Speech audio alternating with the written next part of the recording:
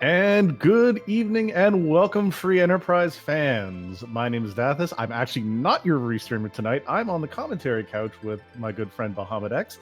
We have Simbu9 as our lovely restreamer, and we have Gambit as our tracker. Good evening, Bahamut. How you doing? I'm doing pretty good. How are you doing? I'm doing absolutely fantastic and looking forward to some more Free Enterprise action. We just got through with another race about 20 minutes, half hour ago, and we're already on to our next match in the Fabul Gauntlet.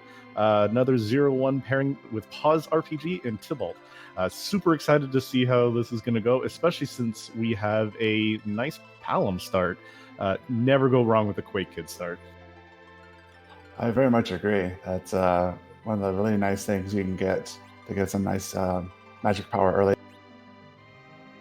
Yeah, and even get him 1 or 2 levels, and there's Ice 2, Fire 2, Lit 2 within the first couple levels, so he's a very much force to be reckoned with. Depending on who he's paired with, you can have a stellar start, or you could have a very weak start, and you're looking for a good, easy boss to get those XP. But again, as is with the randomizers, 100% up in the air what we're going to get. Speaking of, I want to go over a little bit of what some of the flags we have going on tonight, what we're looking for as objective-wise. Well, so the flags is, I think are kind of standard flags we've done for our tournament. I'm blanking on some of it, but the main thing we have for the Fabul Gauntlet is 5 random objectives, which we'll see when the seed starts, which is, I know, kind of the biggest change there has been to Free Enterprise in the recent version that came out. So I'm very excited to see what kind of combination we'll have. Absolutely. So what's an objective you're looking forward to see? Are you looking for a boss hunt? Are you looking for a key item start? Oh, speaking of, as they're starting in, so what do you kind of look? Yeah, it's all the different categories are interesting. There's get a character, defeat a boss spot, complete some part of the magma key right at the start. That'll be nice. I don't have to worry about a hook seed this time. I mean, so far we don't have to worry about it, but also we have an Edward. Someone hide that from Dia, because that's some Edward strats going in right there. But yeah, so we got some music going on there. Magma key. Though do remember, there could be some bosses hiding behind that hook route. Hook might not be required to go underground, but could be required for some bosses. And here we are about to get our first look at some of the objectives. Indeed. Objective boss can always throw a big wrench in it. Absolutely. And here's Guiding Away as our little friend to describe it. We have Defeat Bahamut, defeat the Queen of the Town of Monsters, unlock the Sewer of the Baron key again, Magma key, and then the last one is, oh man, that's a fun set of objectives we got right there. Free key item, free objective, and again, as I said, the last one was Cure the Fever with Sand Ruby. So we have a lot of key item checks, and we have a free gifted objective right there with an old man sitting in Baron Inn. Very nice. With that first objective, I kind of feel attacked.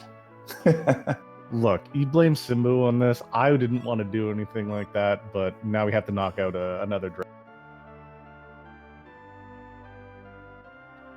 Interesting that both runners are both looting Baron Inn. Normally we see a divergence here. Ogre Axe there and a flame lance. So Kane's looking for some good weapons there. Wizard Hat, not too bad for Tella as well.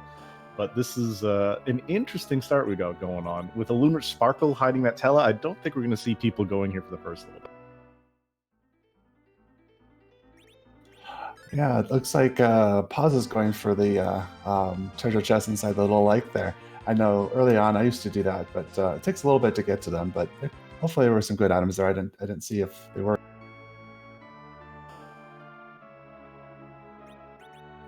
Like I said, the most notable thing there was like the Ogre Axe. So it's really good if they ever have to do a grind or go through some chest hunting.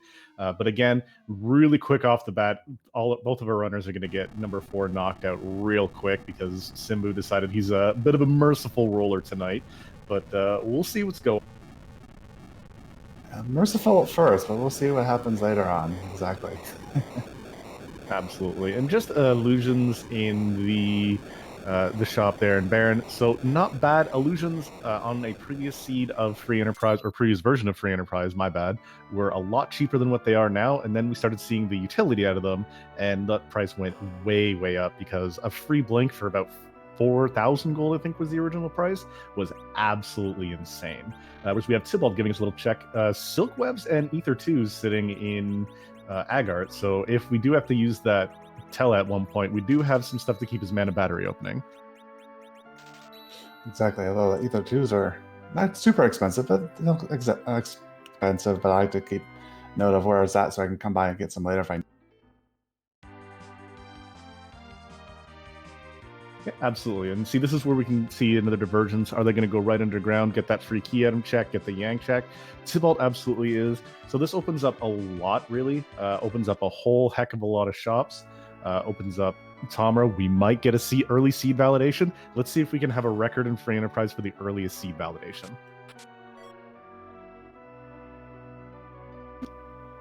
Yeah, you're right. It looks like so far Tybalt's going underground. We'll see if Pause goes in, or like I said, there's lots of stuff you can still do above ground before you have to go underground. And Tybalt definitely does go and validate the seed. A cutting machine operator. We have a lot of different jobs for him. Also a ninja shirt in that little chest. So if we find an edge, he's going to be very happy. The rest of Tamra, though, seems to be very middling. There is a bow, so if we do find some decent arrows, there is that little bonus there. Whereas Pause doing a little bit of divergence, jumping right down into Dwarf Castle immediately. Yeah, it looks like she's checking some more shops and some treasure chests there. And we find the sirens, which makes it really easier to do some level grinding. All we need is a coffin, and then we absolutely have Quack Kid completely online with one thing. Medusa and Charm arrows as well. Dwarf Castle seems to be fairly loaded in the way of items, and yeah, I don't expect our runners' inventories to last very long seeing those sirens there. Sell everything you can. Like, I'd get rid of that flame sword and just buy a good 10, 15 of those sirens, and that's a good way to infuse some XP, so you just destroy the overworld checks. Exactly, and something I didn't realize until recently myself is the Medusa arrows. I know what they do. They have a chance to cast stone, but I've never really used them until recently. But they actually hit decently, and it's something that I forget about. That's actually kind of nice, especially if you don't have much DP. Yeah, actually, the Medusa arrows are the lowest attack power of all the arrows. If I remember correctly, I think they have an attack power of 10 or 1. I can't remember off the top of my head. I'll check into that.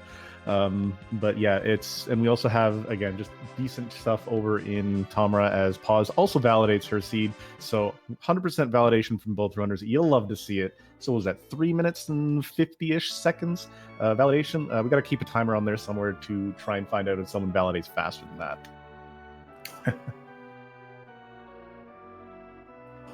Tybalt giving finished in the underground. Actually, don't think they went to Fey March, so just going and checking the character in not even checking fully in Kaipo, but also checking out the item shop in the inn. Maybe checking still for some cursed rings, or there's some cure 3s though, so whether they find a healer or not, they do have the medicine to keep up their any one of their characters, as long as they have the money. Yeah, definitely. If cure 3s are very nice thing to see if you don't find a good white mage by the end. Yeah, we got Tybalt going to check to see what goodies are in Damsian, while Pause is getting that free key item, which is, come on, Simbu, did you randomize this? Rat Tail Vanilla again. I think this is like the 3rd or 4th time we've seen that in the last level. I think that was in the race I commentated last night. I think Rat Key or Rat Tail was there too, wasn't it? I believe that's where I rolled it to last time, so I can't really say anything. But as well, I think we saw that in the previous run not long ago. Nothing really special in any of the items, any of the item chests so far. So far, again, just that rat tail, always good. More Soma drops, so when they do get that Tele, they throw 1 or 2 on him. That's Medio MP for a little bit of swag strats, as well as just more MP for him to toss out some cures and berserks. Where Tybalt's getting us our first actual boss check, while Pause is following in his footsteps now and going and talking to Yang before they go into Fabul. Yeah, I know a lot of people like to not see Yang until you get the pen because you try to be as efficient as possible. But since you're already on ground, it could be beneficial. If you see Yang, Yang's wife could produce something good. So we'll see if that pays off. Absolutely. And Chad actually noticing something that I didn't catch was that there was cursed rings in Damsian. So that means that they have a free anchor wherever they want at that point. The nice thing is about the cursed ring. So what is the benefit of having a cursed ring and making a character fourth anchor, Bahamut? Like, you're more of a runner than I am, so tell me. Well, the curse ring is very nice because if you put it in this on the center character, one thing that really helps defeat the Zeromus later on is the anchor. And the lower the agility is, like I was saying in general, the lower the agility is of your central character, the more turns you can get in against Zeromus because of relative agility. So having a curse ring paired with someone else who has like a low agility, like especially someone like Sid, can really help take on Zeromus a lot easier. Awesome. Hey, that's great to know. Keeps them all under control. Also a strength ring in there, so any one of the physical DPS that we find is going to come in pretty well stacked, assuming it's like if it's Kane or Cecil, really. Edge obviously comes in fairly stacked at level 25, the highest level and actually the highest HP out of anyone who's not who isn't Fusoya, but that's just, easy there. Yeah, indeed, looks like soon we can see who the boss is in the cave here. It's Octomom doing a little bit of a just neighbored over cave. Almost a vanilla boss, just one boss off from his usual. Absolutely, and we have Paws going and checking the Toria shops. Maybe Hope is still doing that shopping spree. Early shopping's not bad. Mute bells and cabins for sale. Now, I'm a big perchant of the mute bell after seeing it do its work in the K trap mostly, but in we don't have that flag on. So if we do see, say, the Baron guards, you throw that on there and you absolutely neuter any one of their counters. So you can just go to town autoing. Whereas a quick lit from Tybalt on the right hand side of the screen absolutely knocks out that Octomom from such high health and learns that Ice 2 spell, and getting our first key item check, just a glass helmet. Not bad early on again, because that gives you a lot of armor. So it's going to make it fantastic for taking hits. Yeah, indeed. Oh,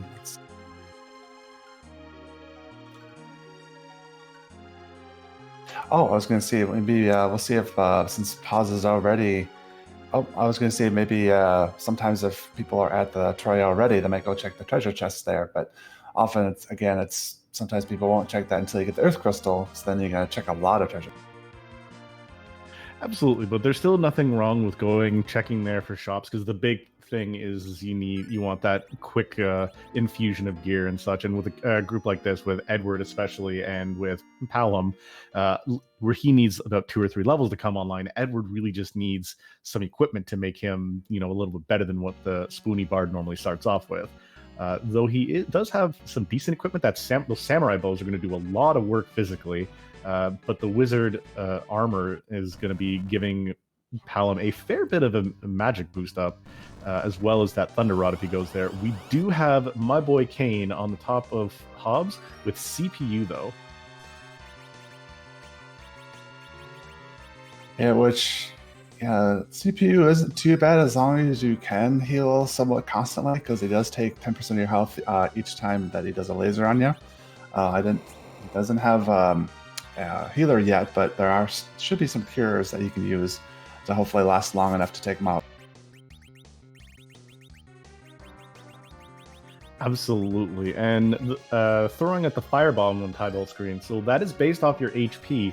You wanted to have, if you were going to have someone throw it out, you might have wanted to have Kane toss it. But the thing is you could have Kane, jump and hit the back line while Edward starts hitting and wailing on the defender node, because 104 HP every round kind of does suck, but one quick arrow knocks it right. Exactly. Something I was going to say earlier when Paz was inside the Troya town. When I did the commentary last night, I learned so many things, even though I've been playing this free enterprise for so long. And one of the things I learned was the mute bell, because in the past I'd always just sell them like, I don't care about mutant people, but the Baron Inn guards is one very good place to use them. So it's something to keep in mind for my future runs. Absolutely, and you hate to see it. Tybalt kind of didn't properly queue up attacks, took down the defender, and then took down the attacker. And you see what happens when both of those nodes are down. CPU counters with double Globe 199, really high damaging attack. In its normal spot, it does the quad 9 damage, but here it does just about 2k, which is still might as well be quad 9s. Knocks down 2 of his characters. Kane's still able to get everybody back up, and just going to knock down from a quick recovery, whereas Pause has already got the CPU down.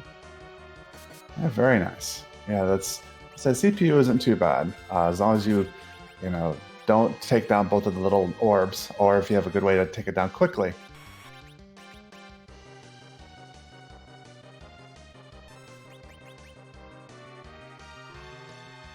Yeah, and chat making the joke. So the thing is every one of the bosses that can resummon or respawn their spots technically can give you some bonus experience.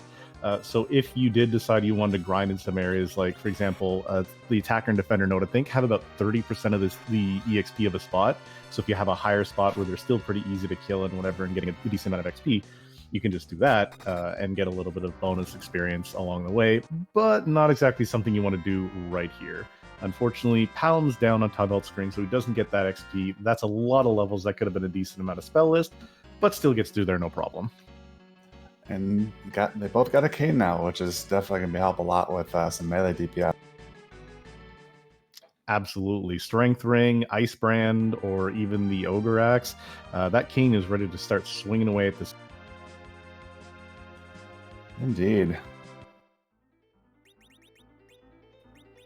So we got a little bit of divergence. Pause going back and recovering through Tybalt Step, going to go and get that Rat Tail, whereas Tybalt is going to go and do a check through the... Sorry, not the Rat Tail. Is going to go get the Glass Helm, whereas Tybalt's going to go and see what's happening in our namesake Gauntlet, Fabul, see what boss is hiding.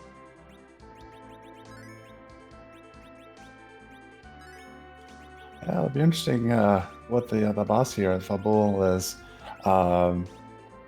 It's interesting because the vanilla Fabul Gauntlet is the Fabul Gauntlet, which is several waves of enemies that come at you. Because of that, the number of HP at the boss spot is kind of high for its spot, so it can be a painful spot depending on what the boss is.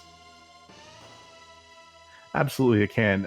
And as you were mentioning the Fabul Gauntlet, so we do have a neat little flag going on specifically for this tournament.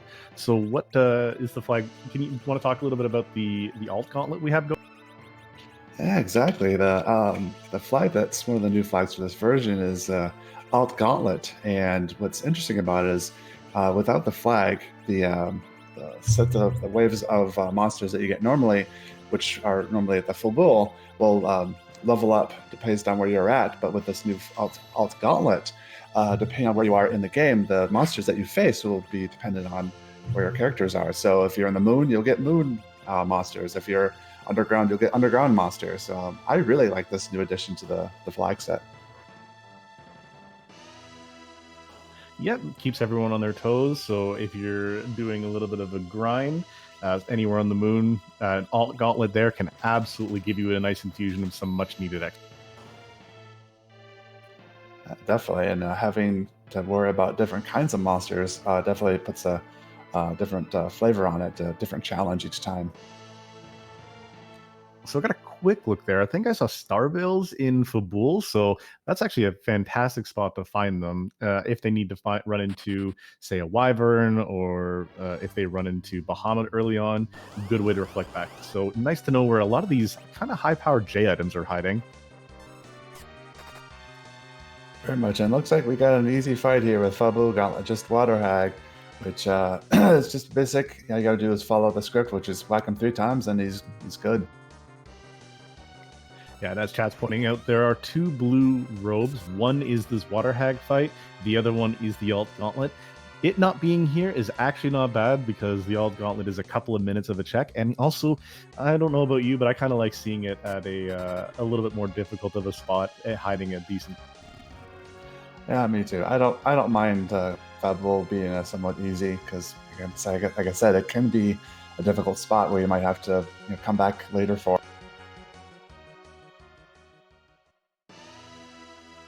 Absolutely, and yeah, just gets out of the 3 quick hits because of we do have the free bosses on. If we had no free bosses on, there'd be a horse of a different color. But Tybalt giving us the first run through here, just a silver apple. All the Dark Knights dropping off apples this time around. Yeah, generally, with this flag set, you don't care about apples too much unless you have a character that's low HP. But generally, I usually sell them because you usually get a decent amount of gold off.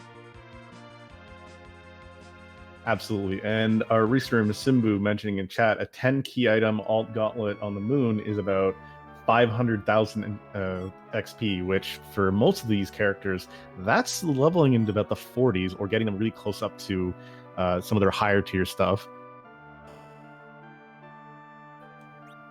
Yeah, very much so. And looks like Tybalt's checking around silver out here with the shops and treasure chests, and you got some vampire, which is another item I just learned recently, which is actually can be very useful, especially early game because it does a lot of damage. So it looks like he picked up at least a.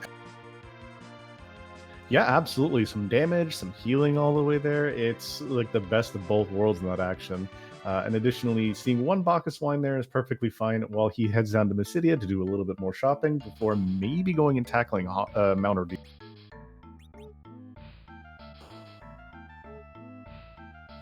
That would be a good next place to check, especially since don't have really high levels yet, and it's if you kind of follow the story and follow the bosses, you don't have to worry about doing some outside grinding, hopefully, and save some time.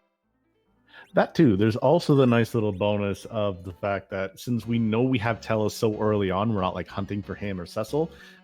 Ordeals is one of the best early plays for him because it unlocks the full array of his spells where he has access to everything naturally except Fatal and Quake and Stone spells. Aside from that, getting him fully online, throwing a quick Soma drop his way, and he can actually handle most of these early bosses as Palom starts to get up to the levels for Quake. Yeah, exactly. It's nice to tell though.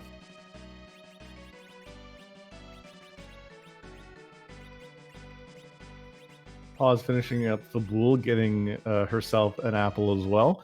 The nice thing still for those apples is the fact that you get access to a little bit extra HP, helps give that 50 XP, could be the life or death. As she does check Sheila 1. I don't know if Tybalt did the same thing, but we are getting a look here. Just a life staff though, so nothing really important. Does unlock the second part of that Sheila check for when we do find a pan though. Exactly, and fortunately it wasn't a key item, but if she is able to find a white mage, the life staff is one of the best weapons for white mage, so it can hopefully be useful later. Yeah, and we have Lugay here at the first spot of Mount Ordeals. Does kill off Balnab, gets Balnab Z from Lugay taking out. The good doctor takes one good lit there as well. Whereas Paul's doing actually a little bit extra looting in Fabul, going behind that. So the thing is we have S standard on for these Swiss rounds, meaning that all the treasure chests are basically equal. There's no specific areas that have this is a better flag or anything. They're all about the same for rarity of key items on the overworld.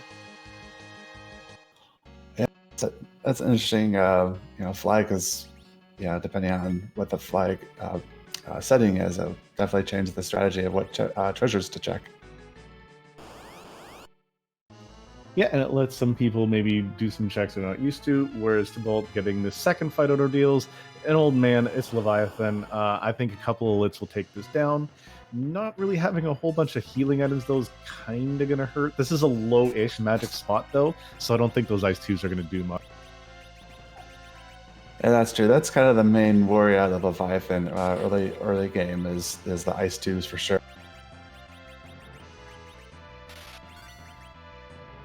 So what it looks like so far is that if there's nothing here on Mount Ordeals, then they're going to have to go to Baron to fight that Lunar Sparkle and whatever else is there to get progression. Because so far, everything's been turning up nothing, but Leviathan getting absolutely just destroyed by that Lit 2. Over 1,000 damage. At this point, I don't even think in the vanilla game, Paladin's doing that much damage. Oh, definitely. And earlier, Eddie did get hit by it. Was it 500 some from his Ice 2? So Ice 2 does nip a bit at the spot. So I think though he has enough power to take him on without using Star Veils. But sometimes you have to use Star Veils against Leviathan to protect against those Ice. Absolutely. Second lit 2 puts him right down, and yeah, the vampire is basically keeping Kane up. I'm not I saw that Tybalt looted a pair of Dragoon gauntlets, so that's going to negate a lot of the damage. So there's that as well. Whereas Pause is following up and making that check up there. So yeah, Eddie didn't survive a fight, but generally we don't. At least with me, I don't care about Eddie that much. If he misses some levels, because he's not going to be. If I have him at the end game, he's not going to be high enough to really survive big bangs anyway. Yeah, that's the thing about Edward. Up until I think around the 60 levels, his stat growth is really low. But before that, Tybalt actually finding just a Stardust Rod and what looks like either Rubicante or Elements here hiding behind there. And it is actually Elements. That's a great boss you want to see out of the way. And most definitely. And looks like Paz is taking on Dr. Luge here. And one thing I always found kind of funny about the Dr. Luge is that if you take out the robot first and then he tries to take over, I always found it funny that after a little while, if you don't take out the little combined effort there, he's like, what does this button do? And that's a self-destruct. And I kind of wonder, is that, did he not really know what the button was? Because he's the one that designed him, right? You'd think that the guy who built his own robot would know what he's doing, but hey, you know what? Don't ever question the mad scientist. Indeed. But, though Stardust, right, is not another key item, but still, Stardust will make it even much, much more powerful.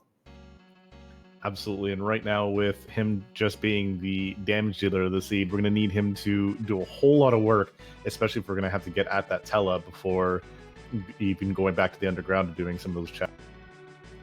Yeah, I think I missed it. Where did we see Tella? Tella is actually at the Baron Inn. One of the easier checks for them to be doing right now before they go and just crack some eggs and getting themselves a little bit powered. But at that rate, they might as well just grab the Tella if they possibly can, depending on what the secondary boss is, and then go underground, crack an egg or two, get some XP, get another character from Dwarf, so you got a full team, to at least start leveling them up before you do maybe a full-on grind. That sounds like a great strategy, and until we can find another white mage, Tella will have to do for now. And we do have the white, the life staff, so we can have him be at least a little better healer. Absolutely. Pause getting through that Luge fight, no problem whatsoever, whereas Tybalt is going and seeing what's happening at Baron Inn. Hello, why? Oh no. Not fast enough to get that Starveil off before the first Mega Nuke, though that is not a nice spot for him to be. I've had that, him at that spot before, and until you can, manipulate your agility enough to be able to get that first Starveil in, it can be a bit of a bear. Absolutely, and we see him dropping down his battle speed just a little bit, so that's going to help out with a little bit trying to get that first round off while we have Pause doing a reprise of Leviathan.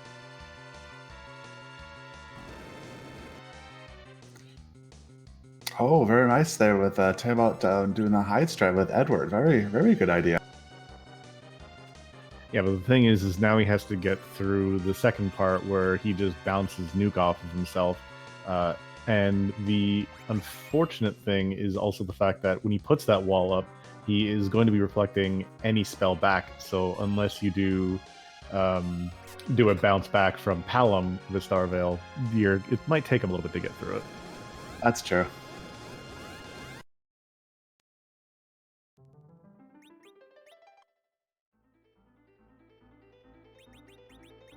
Taking another reset here. Not sure if he's gonna make another round at it or what's gonna happen.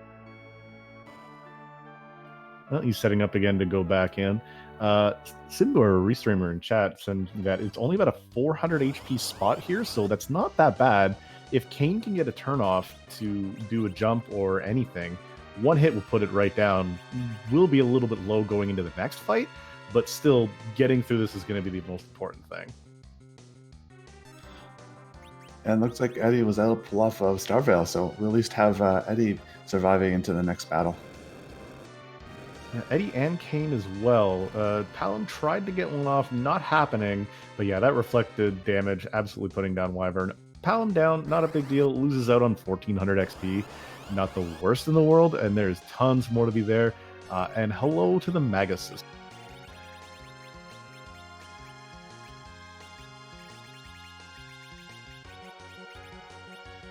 Not an easy boss at this spot, but hopefully you can get Palom up. And I don't know, does Palom have Quake yet at this point? I wasn't sure if he had enough levels yet.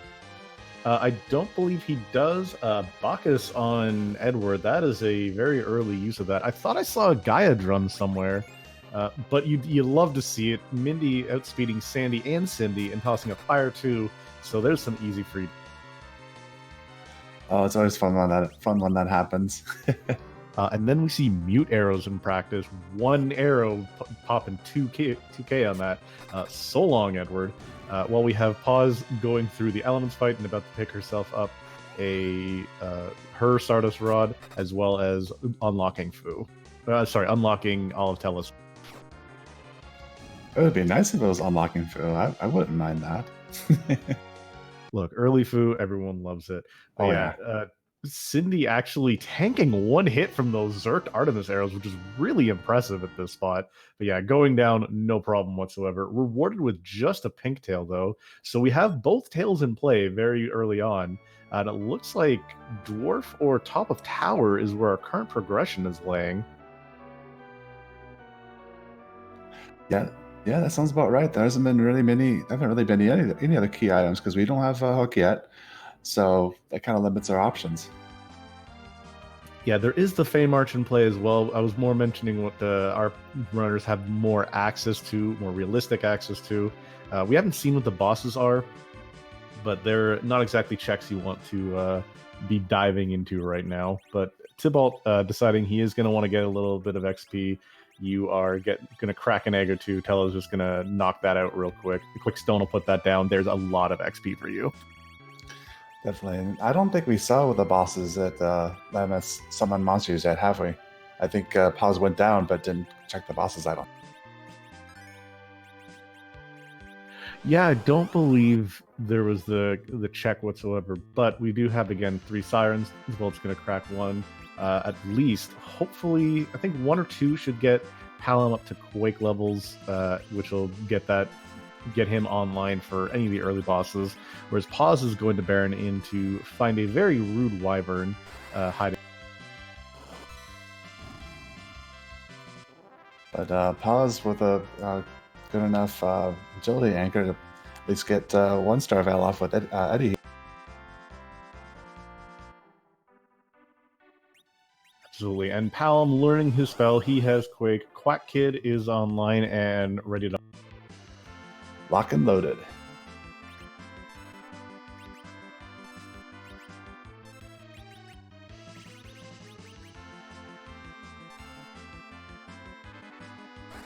Paws tossing out that Gaia Drum. Not as much damage as I thought, although, again, Mindy outspeeding the other 2 with a Fire 2. Things you love to see. Oh, definitely. It is nice, because I believe, you usually want to take out the middle sister before the other 2, because she can res her sisters if the other 2 are defeated before she... Yeah, and just a little bit wrong on there. Throwing out that big bomb, gets the 2 sisters out, but Reflected Fire 2 puts Edward down. Unfortunate to see it.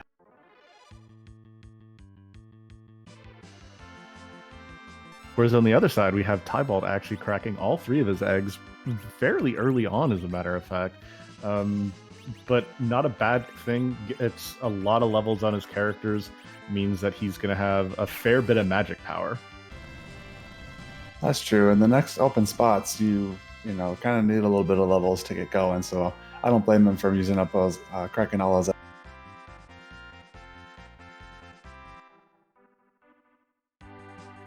Yeah, and Palom getting up to warp levels, which puts him at 34, if I remember correctly.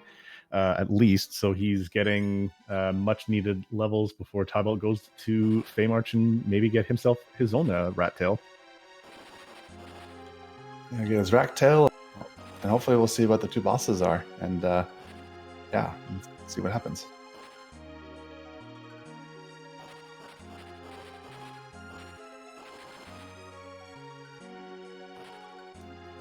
I actually double checked. Simbu was correcting me in chat. 34 sounds too high.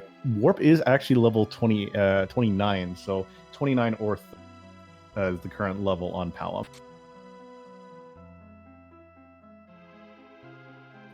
Looks like Paws is having a better luck here with the Mega Sisters here. Hopefully she can kill Cindy before she reses her sister. I mean, even if she doesn't, with the amount of damage Kane's going to be outputting, absolutely going to be no trouble whatsoever once he puts down.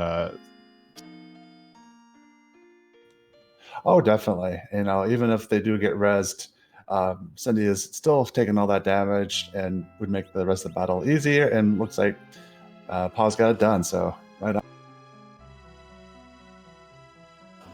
Yeah, quick round into that. So as an additional thing with the pink tail being found, that is not an adamant armor. We have the no adamant flag on, so what that means is you're not going to get an adamant armor from the pink tail, but it is a tier 7 piece of gear.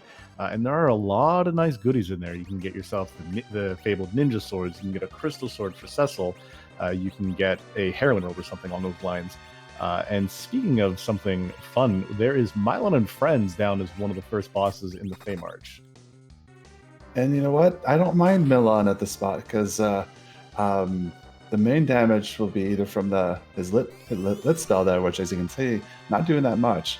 But what I like to do, especially if I face Milan lower or farther into the game, is if you leave one of the undead up, he'll just do the lit damage. But if you kill all of his minions, I believe he starts doing physical damage, which will cause more damage. So. It's good to keep one up while you take down Milan. Well, the thing is there's also the ability with having Tella in the party. He does start with Blink, so you could still drop all of his little minions, throw Blink up on your party, and then just not even worry about his physical attack. That's true. That's if you have the ability to do Blink easily, you don't have to worry about it. But if you don't have the ability to do Blink, if there's ways to avoid having to get physical attacks on you, it's good. It's a good option anyway. Actually, if you look, that Tella took that hit really well. I think it was like 200-ish damage from that physical attack. It's gonna be a slog, but he should be able to clutch it out here. If necessary, he can always drain some. Whereas I just spoke too soon. Edward taking a big slap in the. I was gonna say, I thought he would do more damage there. Must have rolled really low.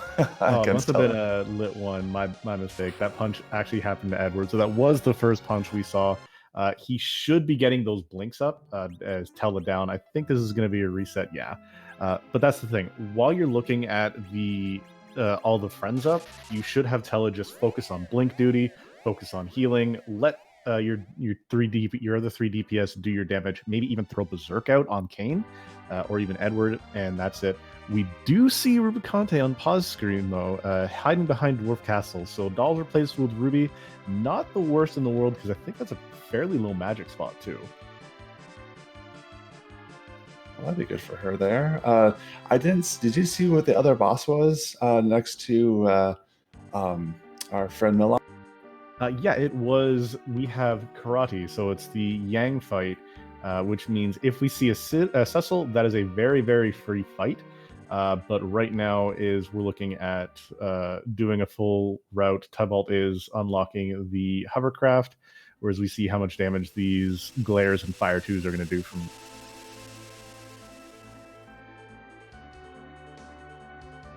At least from my experience, glare and I think most boss places is not fun. It usually does at least enough damage to usually still take a character. Absolutely. But yeah, it's the big thing is it depends on how you want to set up these fights. Rubicante, not a lot of HP here. Quake doing 1800. I think another 1 or 2 of those should put him down. That is a decent Cure 2 from Tella, as long as they don't directly attack, Ruby will not do that Fire 2 counter. A lot of the boss scripts in this game are actually only triggered by the fight command. There are some that trigger on specifically summons or black magic, but ones that only trigger counterattacks on physical attacks only work with the fight. So jump and such like that, you're going to be looking at not counter from there. So Ruby will only like open up, do his glare, and then close back up. Whereas Kain, if you have that Ice Brand equipped, is going to do a whole of a lot of damage. Indeed, and that is one nice thing to take advantage of when you can avoid the counter. Like another one I like to do is I forget what it's called, the ability from Yang that does double the damage, but you have to wait a little bit. That can skip the counter a lot of. Yeah, his power attack, which is really good. As you said, does physical damage, bypasses any of those counters as long as J abilities are on. If J abilities are not on, though, you do kind of have to suffer with the fact that you're not dealing with that, and you have to do regular physical attacks from him. Or if you want to suffer with a lot less damage but no counters, you can have him kick, which isn't obviously the best option, but you take what you got to get if you want to try and avoid bonus Fire 2s from these bosses such as Rubicante. Exactly, and I just realized both of our racers are at Rubicante here, and I want to say I think they're probably about equal right now. I am trying to think if one has done places the other one hasn't, but I think they're about equal. Pretty much.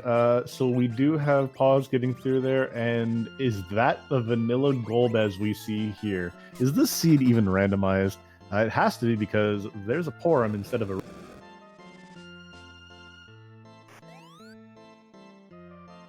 It's not a Rosa, but hey, if you can nerf your big bangs, Porum is enough of a white mage.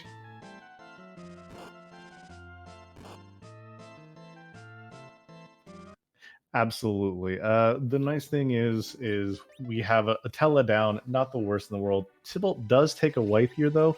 I think knowing that there's Rubicante there might change a little bit of his things around. We'll probably come back up and just push him around. But Lolbez about to eat some Shadow Dragons. The only problem is if you wipe here, not only do you have to redo this Golbez fight with this, I think, 2-minute or so intro, but the 2-minute intro plus the access of having to go through the Rubicante fight again and having to knock down to that about 8-9k HP in addition is gonna take a little bit of time.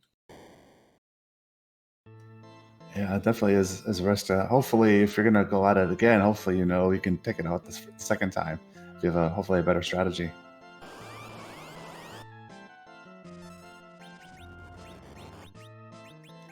I want to say it is interesting that we have come across two bosses where Star Veils are very, very important to have. Golbez, because you want to get those reflects up before he starts casting magic on you, and then earlier we had the Wyvern with the Mega Nuke, which on other places Star Veils is nice. So getting a lot of reflects off here early. Absolutely, and Paws taking a little bit of damage, trying to get that Star Veil up. It actually does get it up because the magic Palam's wisdom spot here, or I think wisdom is the stat that blocks spells, but he dodges the magic and very, very lucky there. Very much so, and hopefully if Golbez can do enough damage to himself, then the only thing we'll have to do is just do a little bit of damage from Palam, and you can take out Golbez, because I believe that is the script, that Golbez won't be able to kill himself, but if he does enough damage to himself, if you then hit him with something, even if it's just one hit point, then...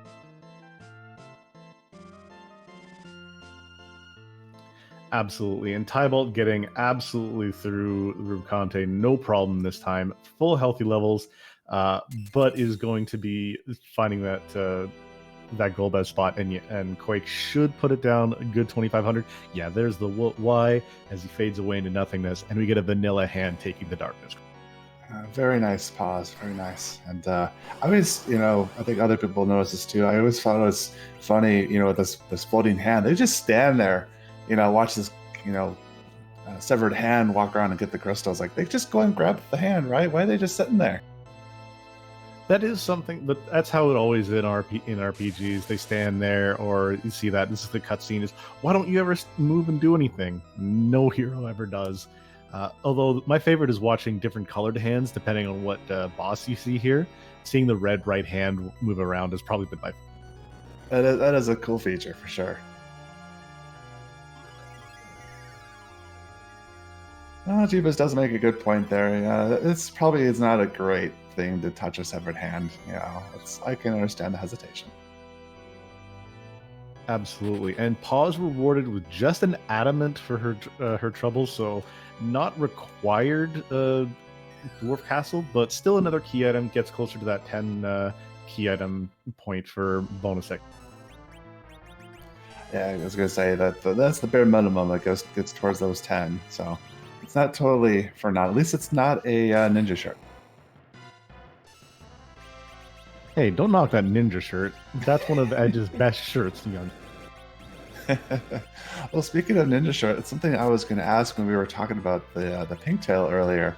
I know, like a while ago, especially when we had the no adamants flag, I thought ninja shirt and ninja helm was one of the possible drops. Is that still the case, or did they take that out? I believe they may have taken that out, but don't quote me on that. Maybe Simba would know a bit better. Said something in the chat. We'll reiterate that. But we do have Paws now going and cracking open some eggs, since we do have the infusion of Porum. That is going to get her a whole lot of XP, hopefully slingshotting her towards Berserk levels, but... And that would certainly help for berserking Kane and possibly Eddie here. But looks like Tybalt was able to take out Goldbuzz this time, and could see his characters just look at the severed hand and take the crystal. Absolutely. And yep, Porum does get up to Berserk levels and Blink as well. That is a whole heaping lot of levels on your White Mage. That's what you want to have. She is up to 26 now, just barely behind the party average now. Gonna do a whole lot of healing. Means Tella is really just there for a D-Machine grind if we eventually get to that point. Cracking open another egg, though, just to get probably about another 2 or so levels. Put them about the early 30s for all of the characters. Means maybe we'll see another dip into Fey March for some of those bosses, maybe not. Yeah, I would say both players have the ability to, especially if you can get those blinks off. I think both bosses are doable with the levels that they have. Absolutely, and Tybalt actually going and grabbing one of those lunar rods, probably a really smart idea, considering that's going to give a whole bunch of will to your Porum and going to make her heals a whole lot stronger. Indeed. Although I thought we had seen life staff, or did Paws only get the life staff earlier? I thought that was from a key item spot. I believe the life staff was from Fabul, and they both have done Fabul, so they may have the life staff, but I'm pretty sure the lunar is higher up there. You see Tybalt grabbing some more sirens, though, might be doing a little bit more of a... Life staff is the low one. I could be wrong, but I thought life staff these are this. I think either the same or more than the lunar bath, but I could.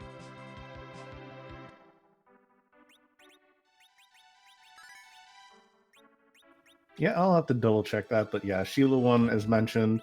Tybalt looks like he's going to want to do a little bit more of a siren grind, whereas Paws is finished hers and looks like she's heading down to deal with those Fey March bosses. I don't think she saw what's down there, but I think she's going to be pleasantly surprised, considering it's just Mylon and friends and a Chu man.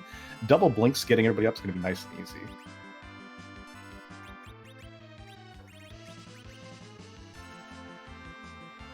Alex Simbu's combat silence is still the best staff for bonking people, though. I do like, early game, if you can get a power staff or like I said, a silent staff, it can be a nice melee weapon early. Absolutely, and actually, you are correct. The life staff does have more wisdom. It is 15 versus the 10 of the lunar, so could be wanting to have them on both their healers or white mages, just to make them both heal very decent. Nothing wrong with that.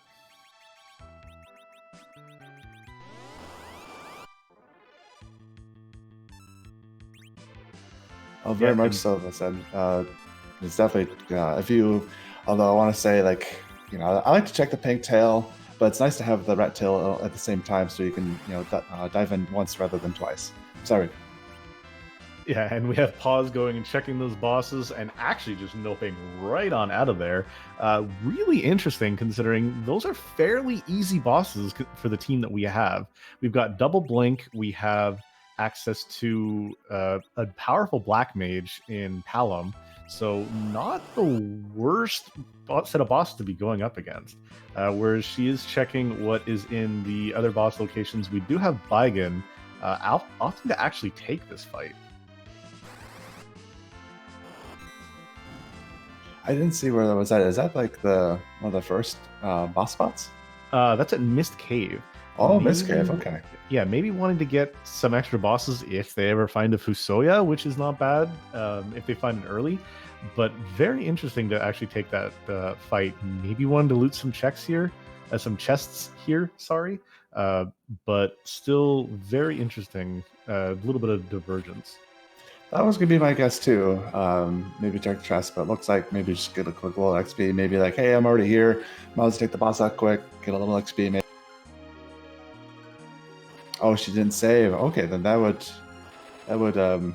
make sense. Yeah, absolutely. And seeing King Queen Eblin here as well. What other bosses would be left on the overworld now? She's done the waterfall, done the mist cave. I think the only progression we have is in the underworld, and with her save underground, you could easily just reset and go back. Yeah. Although it's I try to save as much as you can, but there's always that, like, when you know that you haven't saved for a while, but you kind of like, did I save? How long has it been since I've saved? Because we've all done that where, like, we think we saved enough, and then we do a reset, like, oh no, I lost. Yeah, and our restreamer Simbu saying, disagreeing with chat, everyone's saying it's disappointing to find King Queen Evelyn here. He's happy because he apparently is wishing a little bit of ill for our runners, but we're always interested to see what's going to happen and what fights we're seeing. Another thing they can check they haven't tried yet, although I like to wait till I get the key, is they do have the lower Babel check. So they could do that next. That is true. Not everyone kind of sleeps on the D-Mist spot there. That has been the change, whereas we do have Tybalt actually going and fighting straight onto the Queen of Summon Monsters.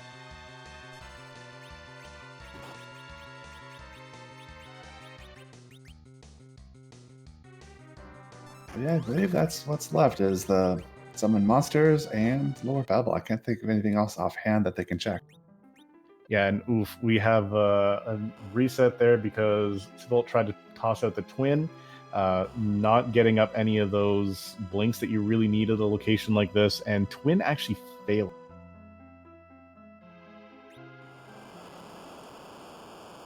It does look like Tybalt's going to go in and try again. Go try for Millen here.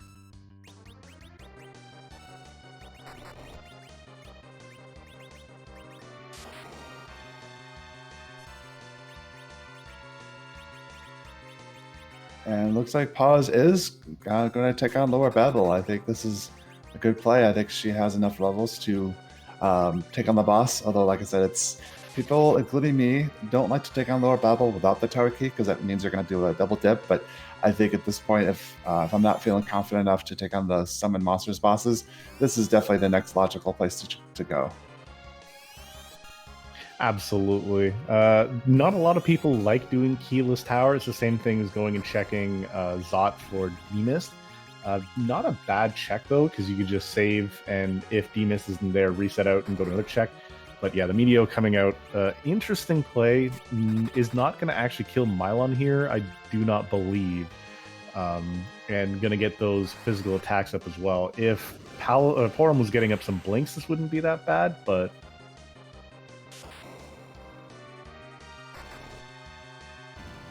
You do make a good point that one other check I did forget about, at least for bosses, is the first boss in Tower Zot there. So the Mist or Bahamut could be. And we do have a D-Mist sighting at the top of Tower, so that is a 2-for-1 at the top. actually really worth doing. If we do get a vanilla tower key here as well, this is actually going to be a fairly huge check for Paul. Very nice. Good luck here. So, great combo. Absolutely. And this is a fairly kind of rude-ish spot. If I remember correctly, it has a decent amount of HP, maybe a fair bit of attack power, and not hitting Edward too hard. Not as hard as the summon monsters bosses, at least. Everyone's sleeping on those blink straps. Blink is your friend.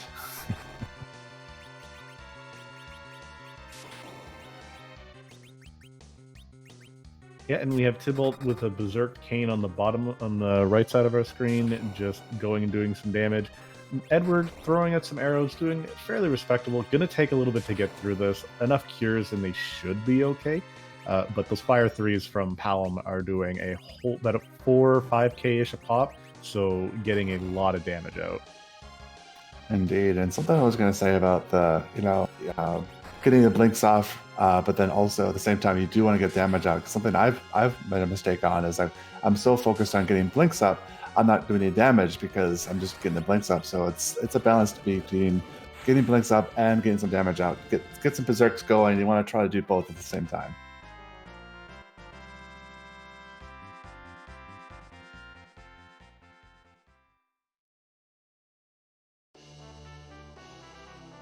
And Tybalt making fairly quick work of Mylon and friends, getting the Darkness Crystal rewarded for his troubles. So that is a character check and the Moon Axe. Which actually could cause a very interesting split here, because depending on what Pause gets here from the boss here, and then when checking the Mist, could cause a different path than Tybalt, especially if Tybalt decides to go to the moon and maybe try to go to do some moon bosses. We might see a split here. Absolutely. And again, the moon could be required for some progression, could get some stuff there, or we could see some access for Pause, could have the ability to get both the key items that are required, the Sand Ruby and the Baron key, from this one check. So the moon might not be required aside from fighting Zromis tonight. That's very possible. Yeah, I'm excited to see what items come out of here. Absolutely. And while we saw some bluff going on, Simbu making a really good point that I wasn't even fully aware of. So bluff, when used, does not actually consume on spellcast. It actually stacks and is a stackable buff for the remainder of combat. Gives you plus 16 for every use until you hit 99 wisdom.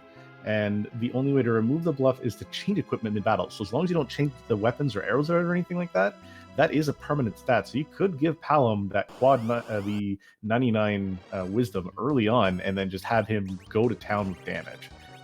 Something really great that I didn't know, and fantastic for when you're slinging spells. Yeah, that I didn't know that either. I thought it was consumed. I wonder if that was intentional, or is that one of the several bugs that we've discovered through Free Enterprise. But very cool to know in the future, because I just kind of thought of possible application, because like if you go to Zromis and you have Palom, it takes Palom a little bit longer than Rydia to get Nuke, if that's what you want. But if you have even like Quake or Virus, but you can have him do Bluff if he's not healing, that can make that Virus or another spell maybe not as powerful as a Nuke, but a little bit better though. Absolutely, and we see Karate just making very short work of Tybalt's team there. Very fast at that location. Again, you're going to want to have Tella and Porum both up, and you're going to want to have them just throwing blinks out whenever they can. The kicks not doing a whole heck of a lot, but it's the auto attacks that are popping for about over 1,000 on your characters. Pause getting through vanilla tower key as well, so there is super value up here in the tower. You called it. Is this even randomized? Simbu, please, my friend. So we have two bosses, 3 key items technically, one which is known. So getting 2 key items from the tower with the full check, even going up here, absolutely fantastic. Great for the walk.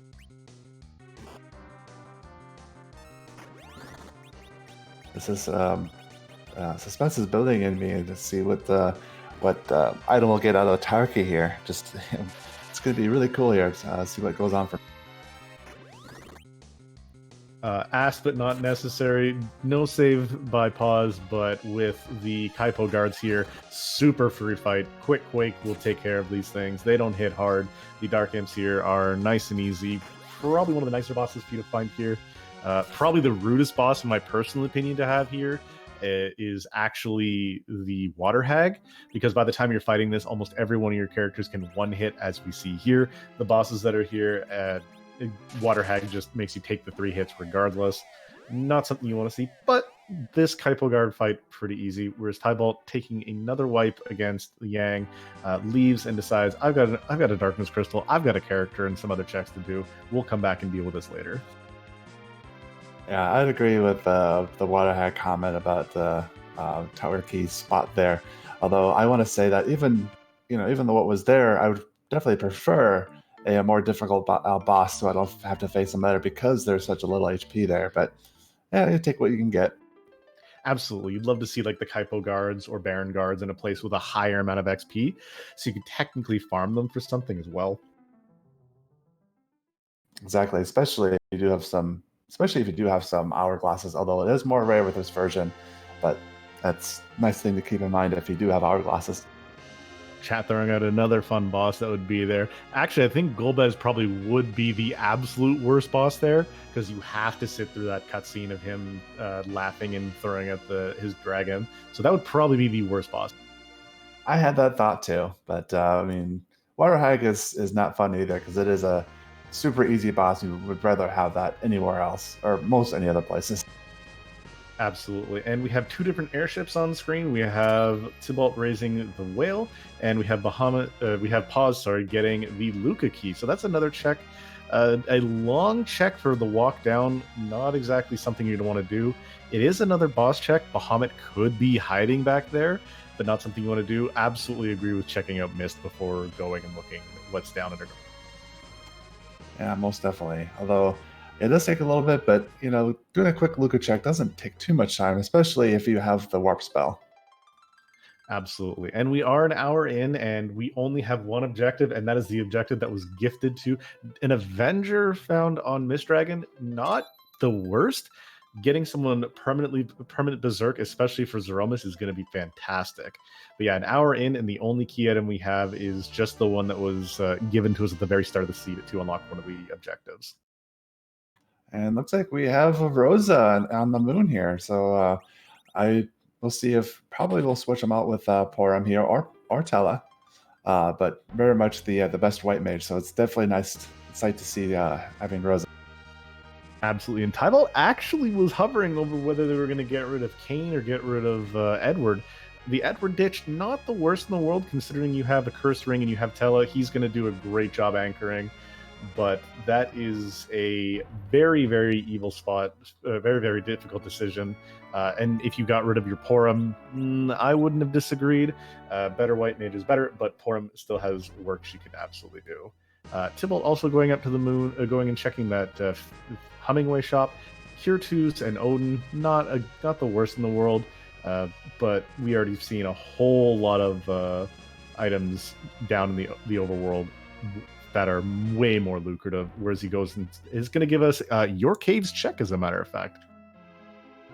All right. As we all know, there is always value in Cave Bahamut, and we shall prove it here in a moment.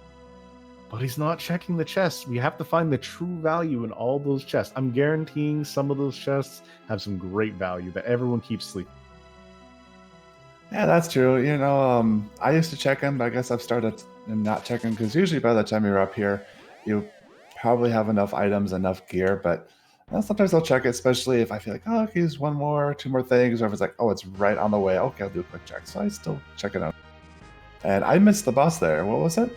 So speaking of quick checks, Tybalt goes, sees that mom bomb, walks away and says, I'm out, friend, and exits right out. I kind of disagree with that, so I'm still a proponent to the blink up and pray strategies. So you slow it down with Silkweb or with slow. Again, Tella and Porum, and now Rosa.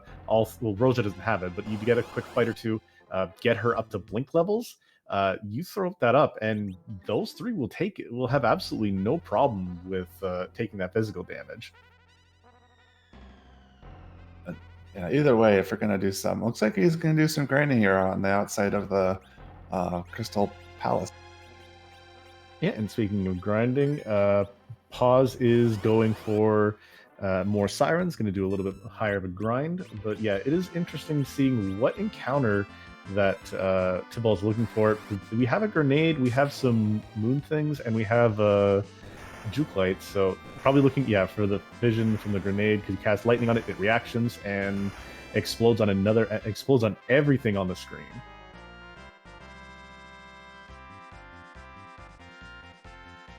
Interesting. I don't think I knew that one. It used was it using the item on that one monster there? I don't think I've seen that before. It was lit once, so grenades have a thing where if you cast lightning on them, it acts with reaction, which is something that kills itself and everything on the screen. It's only used by them, but it also can be available if you have Witchburn on. So it is hilarious to watch Wyvern just walk in, say, "Hey, how's it going, guys?" and then reactions itself, and you don't even have to deal with it. Oh, funny. Oh man, something I learned tonight. That's cool. Absolutely, and getting a whole lot of levels on Rosa, putting her up to Blink levels. But yeah, the comment of which is faster, that or eggs. Eggs are the definite faster grind, because you can just throw down the XP and throw down the egg and get 34k, whereas that was about 23,000. I think somewhere around there. But another place you could grind, although it is difficult without hourglasses, if you have sirens, which sounds like MSV still does, but you can still buy some more, is if you go inside Bahamut's cave, right in that same level where he is at, you can use sirens to get a nice double golden dragon, which can be a lot of HP, especially with the life glitch, which is turned off with this flag set. Absolutely, and Tybalt actually forgetting that he still has encounters on, says, "Whoops, let's throw those back off," and going in. And yeah, chat also bringing up a really good point. If you haven't found sirens and you don't have anybody to weak for D Machine grind, just go do that. A quick lit one, a Thor Rage even. 100G will get you 23k experience, much better than what the cost of a siren is for 34. Again, 6 of one, half a dozen the other, depending on how long it takes you to find your grind or your fight, but still very good for a quick bit of XP if you need to. Mm-hmm.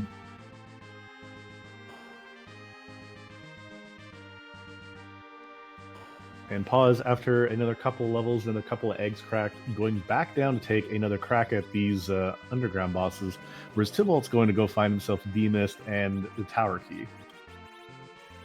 So it's kind of look like we're going to do maybe a little flip here. The Tybalt's going to take on Mist, and we'll see if Pause can take out one or both of the summer bosses here. Yeah, without the Rosa, not enough blinks. But again, it depends. Should be okay with that Avenger thrown on Kane. Going to make very short work of pretty much anything here. Quake will take care of the ads, and Avenger Kane will just absolutely rip Mylon and New. That will definitely help for sure, yeah. Question from chat. We have not checked the Luca key yet, so we do not know the value of the fact that Bahamut is back there. It's not actually back there as far as we know. I'm just calling it here and now because I like little rude things like.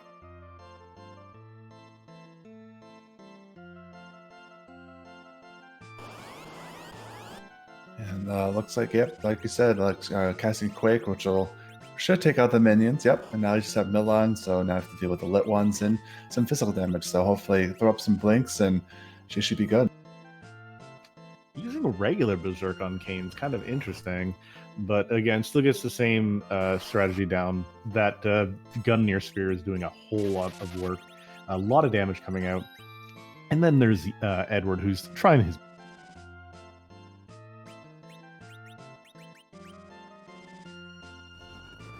But yeah, it does have the Adventure Sword, but I can understand. A lot of times when you get the Adventure Sword, you don't realize it is by in itself a pretty good weapon. But usually, if we use Adventure Sword, is for the Adventure Sword glitch, which means if you have a high level sword, say the Crystal Sword on Cecil, and you go into a battle and then switch it with the Adventure Sword, you get the bonus of the Avenger Berserker ability, but you keep the attack power of the Crystal Sword. It is a very nice little glitch that a lot of people use if we have the opportunity to.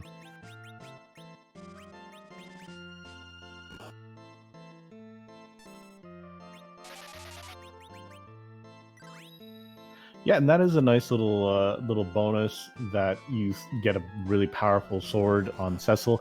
Also, especially funny if you can have multiple Cecils on a team. Say you got duplicates or specific seeds like that, and you only have, say, one crystal sword. That crystal sword Avenger Cecil still gets the bonus from the crystal sword damage, but then the new one can just pop on that crystal sword, get berserked, and is doing the same amount of. Definitely, that is true. I didn't really thought about that. So you can have with one crystal sword, two Cecils, you get massive damage. Make really quick work of Z if you have that. If you have that comp.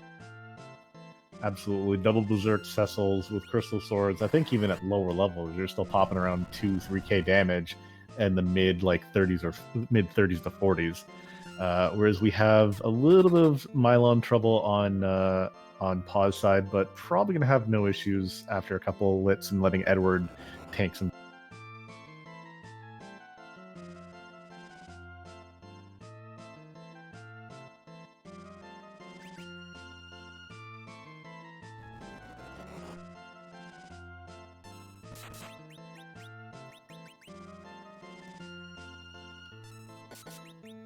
Yeah, Sebin had a question there that wouldn't Cecil retain the attack power of the previous sword if you switched out with the sword with the crystal sword? And I believe that glitch is only with the Vengeance sword, but looks like, yeah, Simbu did confirm it, so. Yeah, specific to the berserk on the Avenger effect, that's what's causing it to retain that. Any other weapon obviously swaps around, because it'd be the same thing as if you were fighting a monster or a set of bosses that you knew were weak to ice, and then you forgot to swap your weapon around. You swap in on the charm arrows. You still get the ability and the damage as if you threw charm arrows on, as opposed to if you had, say, Medusa arrows and you were attacking normally. It looks like Paz was able to take down Milan, got the Darkness Key, and looks like she is going to take a whack at Yang here. And I would think that if we can get the blinks up, I think this boss is doable. Absolutely. Blinks, maybe hiding with Edward or something along those lines, but there are a whole bunch of ways that this boss can go down pretty quickly. But again, Yang hits like an absolute truck as we watch a 1500 damage smack goes to Edward's face, and the bard goes. It's a spoony bard. It's okay. No. We don't have the spoon flag on here. He can't be a spoony bard. Oh, I'm sorry. That's right. That's no spoon, no spoony flag. So he can't be a true spoony bard. I apologize. Absolutely. So we have Tella and Porum setting up those blink strats, and Palom is just throwing off all of his other hits. Tella actually missing that blink? That's very interesting. Yeah, he missed with a. I think that happens because of his character, right? Where like his spells has a chance to. I think that's only on his recalls where he has a chance to miss, but that's still not exactly something fun you want to see. But it looks like he might still be able to get through this. The blink on Palom can do a whole lot of work. Kane just jumping, doing damage. Whereas Tybalt's getting through the super cannon. Actually mentioned in chat, Blink only has a 50% hit chance. I did not know that, so that's very interesting. I always thought it was a 100% chance to hit your allies. Oh, and I didn't know that either. I thought it was automatic. That's good to know.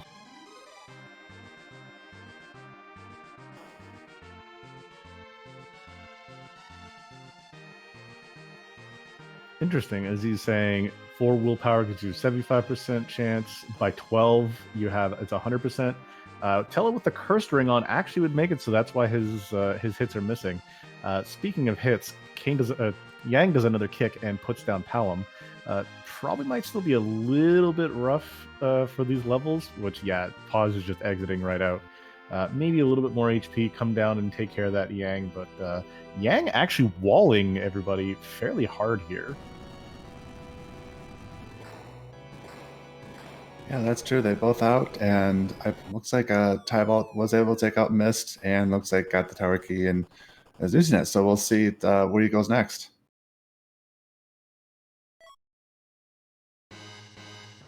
But that's really good information there, Simbu. I know Simbu has a lot of knowledge about stats like that, so it's cool to see some of that stuff which I didn't know before. And additionally, even mentioning that life only has a 70% accuracy up until 40 wisdom it can miss. Again, everything we learned. Again, Simbu, our restreamer, knows so much about a lot of these stat bonuses. Glad to have him helping us out with some of this information. Whereas speaking of information, Tybalt is actually making our first check into Sealed Cave, seeing if there's anything hidden behind that Luca key.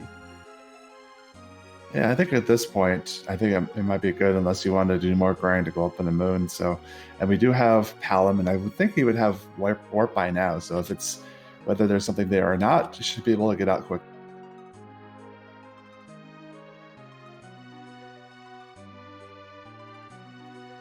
Yeah, here's hoping it's a quick in and out. Maybe we're gonna have our required Baron key back here, or maybe another something back behind here to give progression. We could have the Earth Crystal. We could have Twin Harp. We could have maybe the Pan. Like, there's still a whole bunch of key items out in the world.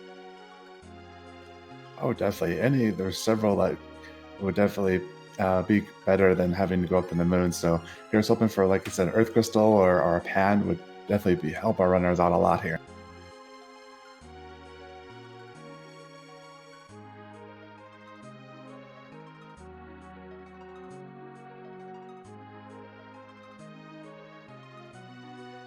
Indeed. Pause taking that ride up to the moon. I'm going to maybe grab that Rosa or pass on her. Again, with Porum at these levels, you could toss in Rosa and plug and play and see what's going on, but not everyone does. There is a Pan, so we're going to go smack a monk and see what his wife has in store. Smack a monk. That sounds good. Hopefully the boss here isn't too bad. We'll see what it is. Yeah, pause getting rid of the Edward as well. And here's a Dark Knight. I think the attack is low-ish here, or middle-ish, so not the worst of all. Might have to be a second time here, unless he can get a heal off.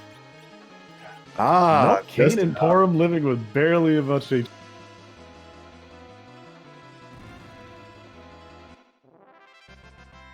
Just enough. Too bad 3 of the characters won't get the experience, but hey, win the boss, got the Pan, you can move forward.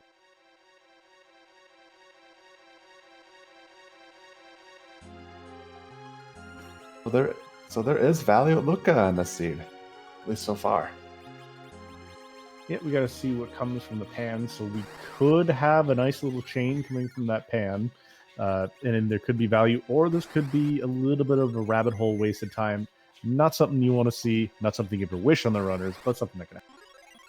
Indeed, and yeah, rabbit holes aren't fun, but even if it is rabbit hole, if it can gain some levels, it could still then potentially help for when you do go to the moon. So it could be, even if it's a rabbit hole, that could be a benefit out of it. Absolutely. And Pause actually dipping into the lunar subterrane. So we could see some boss checks here. Maybe going to go hunting for an alt gauntlet, maybe a free boss on the moon to get a whole lot of experience for this Rosa or for the rest of the team, or just going to go and do the checks we have here. First check being the Masamune altar and seeing what we have hit. Indeed, and if she does have sirens, there is another spot where you can get double gold dragon for some grinding, which is a little bit further into the dungeon here, close to the save spot. But looks like either wall here. But let's see if she looks like she's going to try to take it. Sorry, chat corrected me. It is the Mirasame altar, not Masamune. Masamune is where Ogopogo is. I always get those two mixed up. But yeah, these hits here just reset out and go somewhere.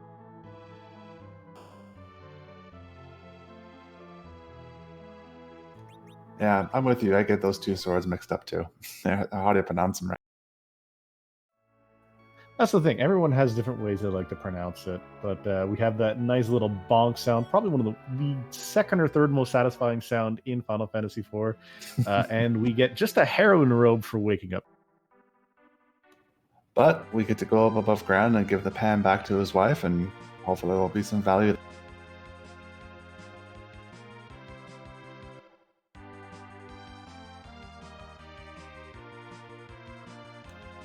Tybalt, I hate when that happens to me a lot there too. Where you try to get to the spot where you go up above ground and you just miss it by one, and And it's not a spot where you try to land and go back up. You actually land and you lose a few seconds. It happens to me too many times.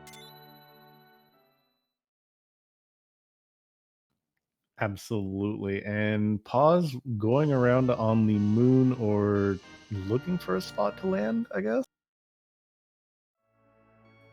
Checking the trap chest, maybe getting a little bit more XP. XP, and then also I know the potential for much better items for trap chests too.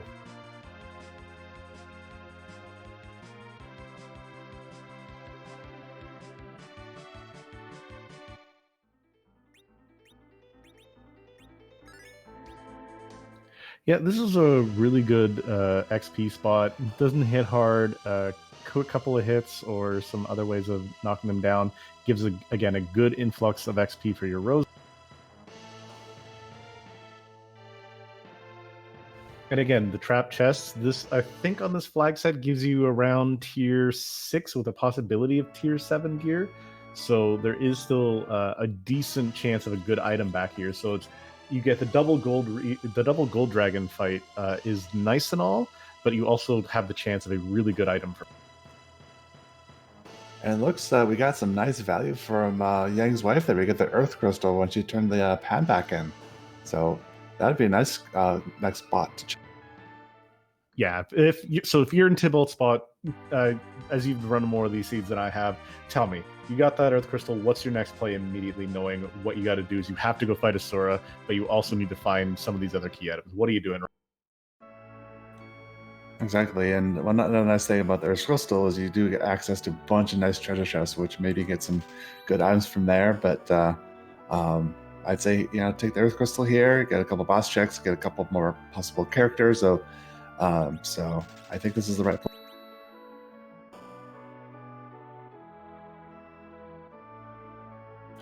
And it is interesting that I didn't know that Tybalt did not do an early check on Yang, and so he got the life staff. And I believe earlier we had that discussion when I think he bought a silent staff, and so that was why. So he didn't have the life staff yet. That is true. So there is all that option. Tybalt actually going and checking a second page that we have added with the objectives. Normally you can just see where every one of the key items are, but if you put right over, you can always see what objectives are in the seed as well. Going, looking, and bleeding. Man, this is an hour and 20 minutes, and we only have one objective done. This is a Simbu seed, all right. Yep, it's all Simbu's fault. Absolutely. And yeah, we're looking at 9 key items here. So if Tybalt gets one more, he will be in that sweet double XP range, which would be great for a grind to make sure he gets all of his levels for Zeromas. And it depends on what characters we see up here too. Because with the 2 characters and 2 bosses, we do have a chance at seeing Bahamut. Maybe we'll see a Cecil up here. Maybe we'll see a Fusoya. Maybe we'll even see an Edge. Could get a replacement for Porum or even Tella, and get ourselves a new team for when they go and fight the boss. Indeed, and I think, did we get a high-level sword for Edge at some point? I thought one of the characters, if not both of our runners, did. I think I saw maybe a ninja sword is the highest one we have. And to answer chat, the only Bahamut that I know is the one that's talking when I'm not talking. But aside from that, he's being very elusive and not wanting to show his face to the runners.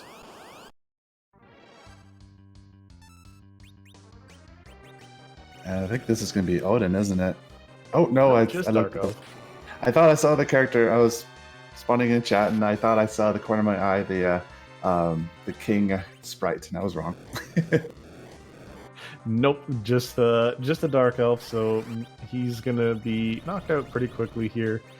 Nice thing is we don't have that me attack U script. That's only hiding when he's hiding at the Cave Magnus. Right, and one nice thing about Dark Elf, along with some other bosses, is since his boss fit is not set, he is susceptible to spells like Weak and so on. So, since we have Tella and Palom here, well, Tella will have Weak, which I think he's probably casting it, so this should be an easy win. Should be, except that D-Breath spell is HP percentage based, so he's doing a whole lot of damage to the. Interesting. I don't think I knew that one. That the mist or that attack was based on his HP. Does make sense that it causes more damage. Like, Actually, it's not based on his HP. It's based on your HP. It's, I think, a 25% of your max HP. Simbu can correct me if I'm wrong.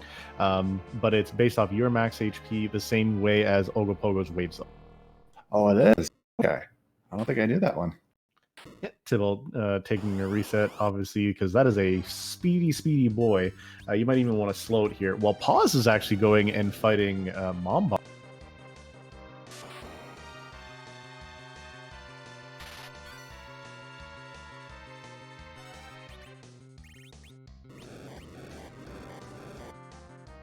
Simbu agreeing, yeah, 20 or 25%. And yes, if you have a specific armor on, it also gives you, it makes you susceptible to more damage, and that breath doing a whole lot of his health. Kane, not long for the world, wouldn't be berserking, maybe jumping. Definitely going to be throwing him some maybe blinks or something along those lines to survive outside of that. Again, a slow does last from the Dark Elf to the Dark Dragon change. And you do notice that if you take a ball for Dark Elf to change, he does cast Pig on characters, which can be a pain if it casts it on a magic user.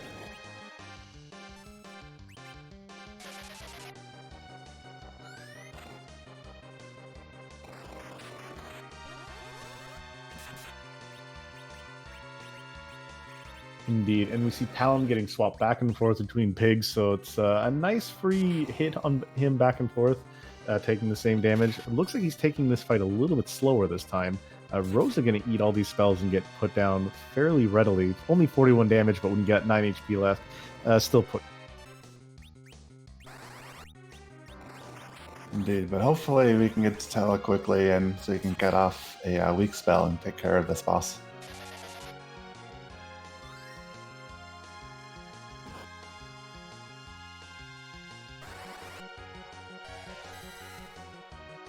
And yes, Jeebus made a point there that Pal accidentally cast Pig on himself to hopefully undo it, but since it was undone earlier, it did Pig on itself again. So that's unfortunate, but it happens.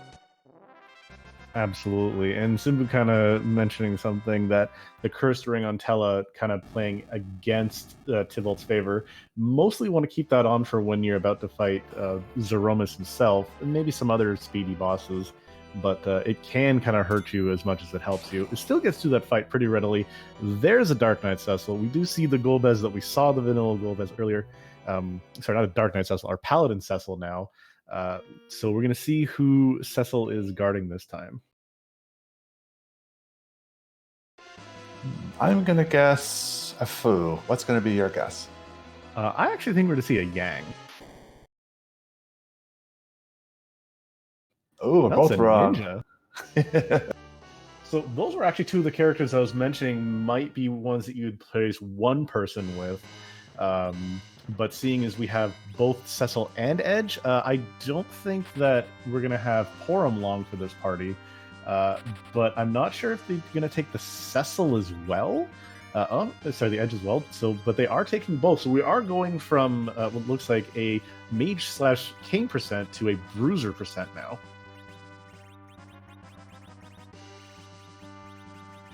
That's true. So it does. I think that only leaves. I forget who he took away. I think we still have Rosa, and then who was the other one? Did he leave? I think Palom, right? He actually kicked out Tella, so we have a White Mage, a Black Mage, and 3 Bruisers. So we could have a nice potential either Berserker strat for Z or a hybrid, especially if you get Palom up high enough. Yeah, but again, we could leave Cecil, or we could have Palom be our new anchor. Depends on what kind of equipment we see. Right now, the best weapon we have for Cecil, not quite the Excalibur. If we find the Legend Sword, there is that. However, on the left side, we have Pause finding a Mylon Z. So after fighting Mylon and friends, we have his other form, hoping for another key item. Whereas we have a Nope Rope, another percentage base HP attack. Rosa's going to go down after these double big waves. Going to need to get some HP up real quick. Yeah, unfortunately, you forgot to heal up the characters before the boss here, but hopefully you get them healed and you can take out Ogopogo. Yeah, and the nice thing is Ogopogo is following a physical attack, not going to be anything big, but also opting for a spell on that Ogopogo. Now, what happens when you cast a spell on Ogopogo? Depending on the spell, he will either cast Blaze or he will cast Weak. I believe it's if you cast Lightning, the counter is the Weak, but if it's any other spell, it is Blaze. So that could you only want to cast those if you're if you can take the Reflect or you can kill him off quickly, which looks like killed him off quickly. So right on.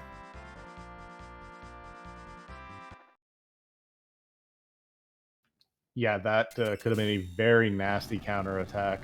Blaze, again, I believe is HP percentage based, would still have put Rosa down, put him pretty much right back to where he was. But no, gets through real quick. Mylon Z just throwing out some swings. We have two healers throwing out blinks, an old man going down, but with enough blinks on your characters, you are not going to be taking any damage from that Mylon. And we got the Sand Ruby, which I believe is hiding our. Oh, actually, it's the fifth one. Sorry, it's not hiding a character. It is hiding a character objective. So woohoo! Absolutely. So Zot required, and that did come from the Luca key. So Luca key is also required, and I believe that came from Luca key came from where? Oh, from the Pan. So yeah, Pan required into the Luca key.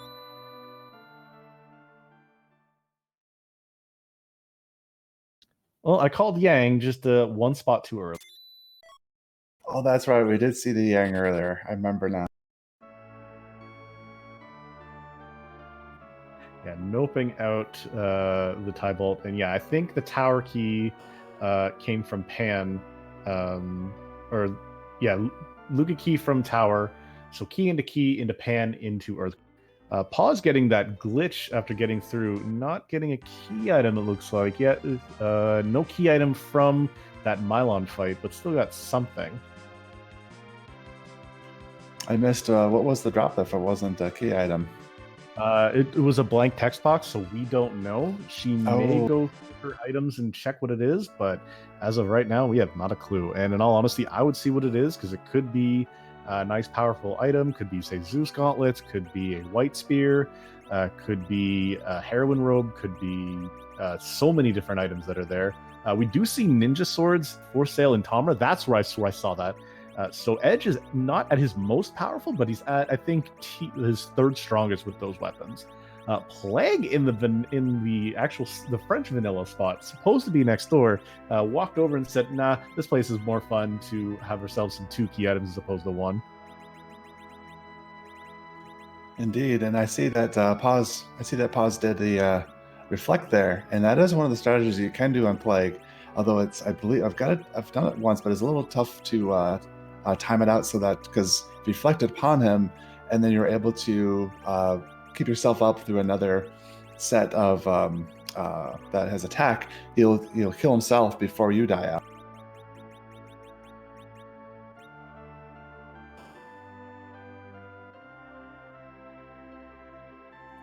Indeed, and the nice thing is it still shows up, resets all the reflects on or the counts on all of his characters, so he can just sit there and wail away at it. Well, that's true. That's true also. And does he look like a different color to you, or maybe I'm just not seeing right? That looks like the regular sprite for Plague. I don't think it's a different color. I think the only different colors are our characters and the Zeromas. Right. So maybe it must be just me. It just looks weird. Okay, Simbu, I'm not alone.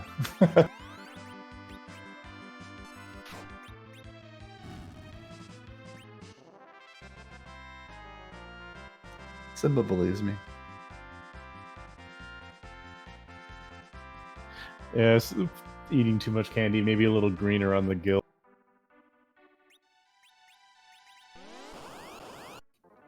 And Tybalt throwing down some sirens and just slingshotting that Cecil up to usable levels. You saw 600 HP up to 1451. I think that puts him squarely around level 25 or so. So just especially with those 10 key items. Absolutely getting double XP as well, so quadruple XP essentially from these eggs. Very nice.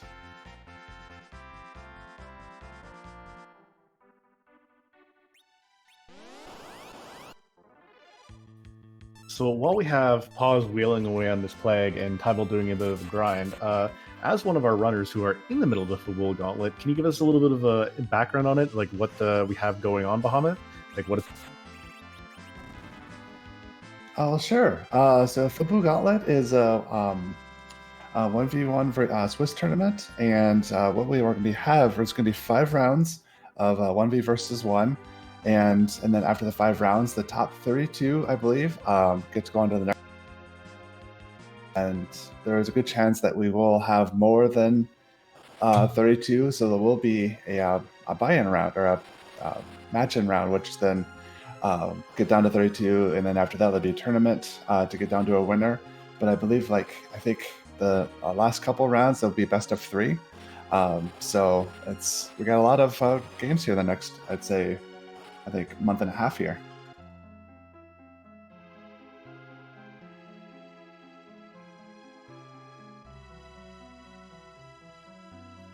Awesome, fantastic, and yeah, we have with all those extra runs going on, we try to restream as many as we can. We have RPG Limit Break, and we have Randomania that we have access to sometimes to throw around some runs. We try to restream as many as we can. Not everyone is going to get, but there's a whole bunch going on. I think the play-in rounds is going until about mid-March, end of March, and then we're going to move from the Swiss round into the following round. Tybalt looks like he's done with his grind. Paws absolutely slaughtering that plague, no problems whatsoever, getting a whole bunch of experience, 5 levels, between 2 to 5 levels on their characters, 8 levels on Rosa, getting Wall and Cure 4, which is huge, and 2 key item checks. We are going to get the Spoon and the Twin Harp. Music is on the table. I'm kind of hoping that we have the Baron key behind that, but that's just me. Hey, let's just have some music. I'm all for it.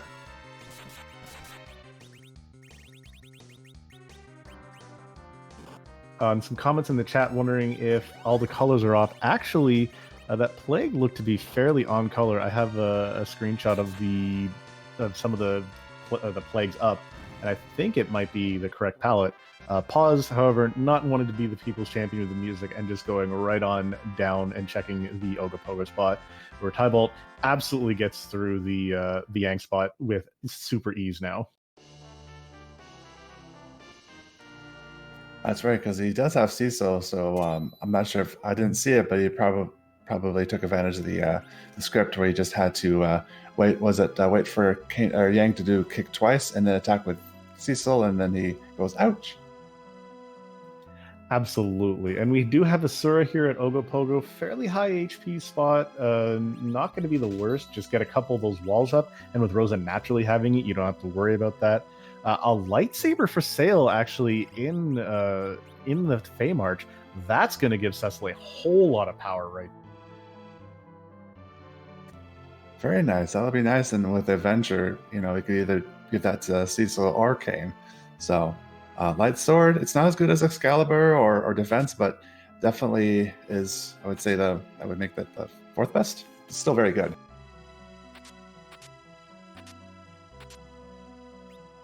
I believe with the Avenger, it is his 4th best weapon. The lightsaber is a huge bit of damage. It is a 99 attack power weapon. I believe the Avenger is 102. Someone can correct me if I'm wrong, as I often am. But I believe it goes 99 plus 5 attack to 102. So I think that makes the lightsaber slightly better than the Avenger. And then his next best weapon is the Excalibur. So if we find the Legend Sword, then that's a free Excalibur up for him. And then there's the Crystal Sword after that, which goes from the 160 of the Excalibur to 200, which puts him heads and above everybody else at attack power. Oh, indeed. And Simbu correcting me, the light is 99 attack and 3 strength. The Avenger is 80 attack and plus 10 strength and agility. So he hits harder, he hits slightly less, but he hits way faster. So that's a 6 of one, half a dozen of the other comment there. So I think that means doing the trick with the Avenger sword, if you start with the light sword, still would give it a benefit if you switch to Avenger while in battle. Yeah, and the accuracy on the light sword, full accuracy on that, whereas the Avenger, I think, naturally does not have the most accuracy. Not really relevant for some of these fights, but is still something to keep in mind.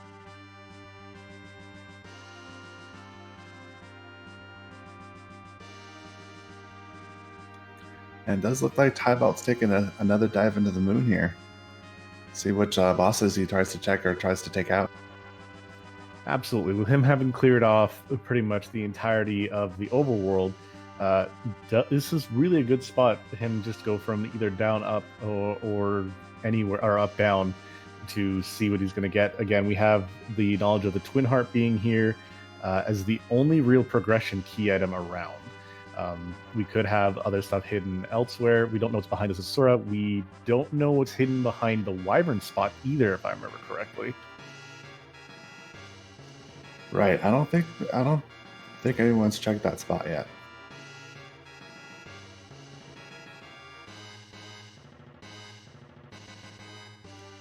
It does look like I think Paws is gonna be able to handle Ashura here, be able to take on attacks and heal as necessary.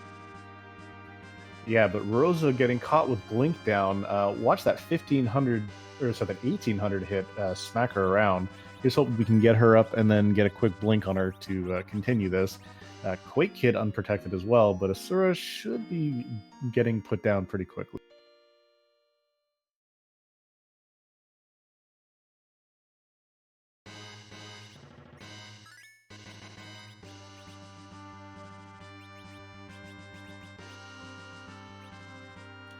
But it will be interesting if we have one of our runners take out other boss spots we haven't seen before. Because, like I said earlier, the only other key item check we haven't seen yet is the Twin Harp, which Paws has.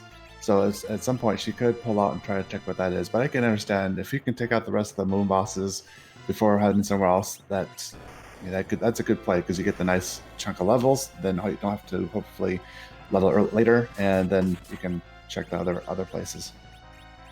Absolutely. And yeah, we have again the thoughts of looking for that Bahamut. We have, I believe, 5 locations left to check. We have Twin Harp, we have Baron, the 3 Baron spots, as a matter of fact, both Baigen, King of Baron, and Odin. We also have the package boss location. I think those are the 5 locations we don't know quite yet. It's true. Still a good amount to check here before we run out of things to check. And one thing that it is part of the flag set, which is could be enter the could do something, is the pass. The pass is a key item, and so one benefit is this. And I know neither of our runners have found the pass yet, but if you take out the moon bosses and get the pass later, you won't have to come back later. You just have to go through the Troya town and take on Zormus from there. Absolutely. And Paws got a French vanilla ninja sword, the Mirasame there. The thing is we're not sure if, so she doesn't know exactly what characters are behind the Earth Crystal since she doesn't have it, but holding onto it, really a smart play because edge and then slingshotting him up is a good thing. Also, the point was that I missed out, there is the 2 giant bosses too, so there's 7 bosses on the field still. 7.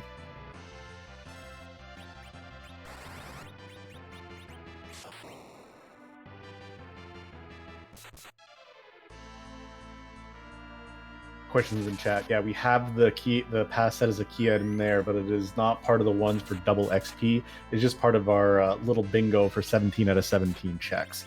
But it is not there. Oh, and also King Queen Evelyn. So no, I was wrong. So there's 9 checks left. We've seen the boss on there's the 8 checks left. We do know what boss is at the bottom of the tower, but we don't know which one is guarding beforehand.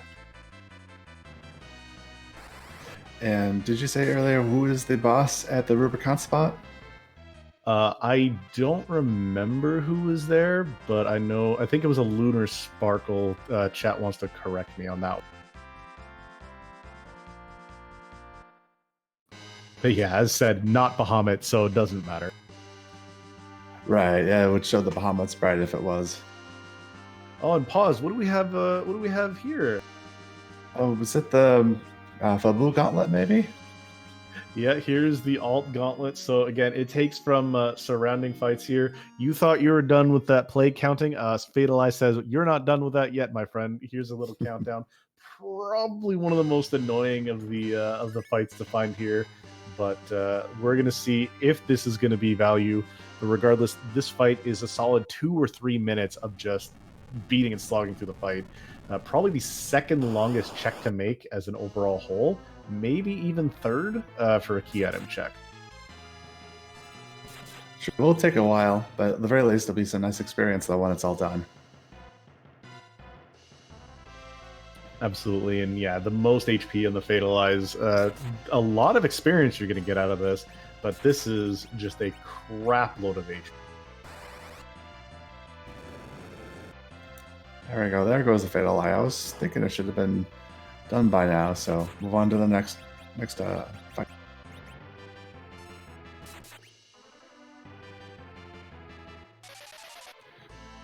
I will say it is nice. Both runners here looks like they're getting confident, have a nice amount of levels, so they should be hopefully be able to take on the rest of the bosses, whatever they come across. Yeah, and the nice thing of seeing these warlocks here, if you don't just kill them outright, you can life glitch them for a whole lot of XP. They're probably one of the second or third most XP in the underground. Not getting a life glitch on that one, still not that great. Tybalt, though, making very, very short work of that Mylon Z with those levels and the Edge, Cecil, and Kane trio just doing so much.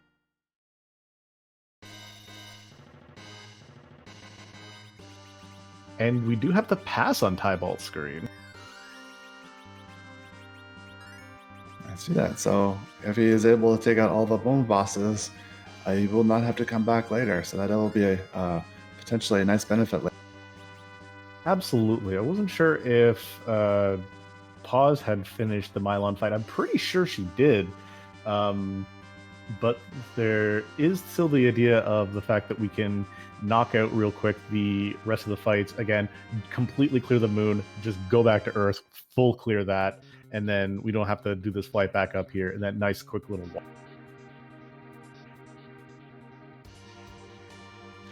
Oh, that's right. She got the blank text from the Milan, didn't she? Yeah, so that's it. Yeah, she never really checked her items after that. The only time she quote checked is when she got this Mirasom that Tybalt's going to get, which he's going to be very happy to find. But that was just getting rid of that one item near the top, so we didn't see it was near the bottom. But yeah, if Pause actually doesn't check her items and clears out some more key items, and then does the flight up, she could not know that she has that pass, and could make it a problem. Again, Gambit, our tracker, doing a great job, but the fact that she just didn't check her items, again, she can't check what she doesn't know in her items, right? So.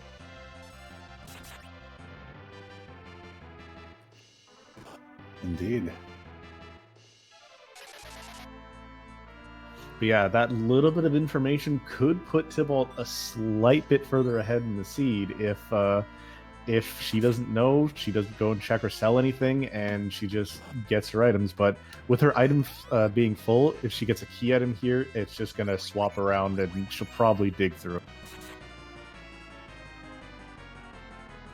All right, so, if this produces either the Baron Key or... was it just the Baron Key? Well, actually, remember this happened last night, we haven't seen the package, and the package does hide a boss spot. And so the boss spot inside the capital N could be value. And it did happen in the race I commentated last. Yeah, absolutely. So we are missing the package as well. Package, Baron Key, and Legend Sword. So we still have those 3 key items really out in play. These blue dragons here, not the worst in the world. Blizzard's going to tickle a little bit, but it could have been worse if it was red dragons. They would hurt so much. But the 2 blue dragons are also a fair amount of XP too, if we can get a good life glitch off.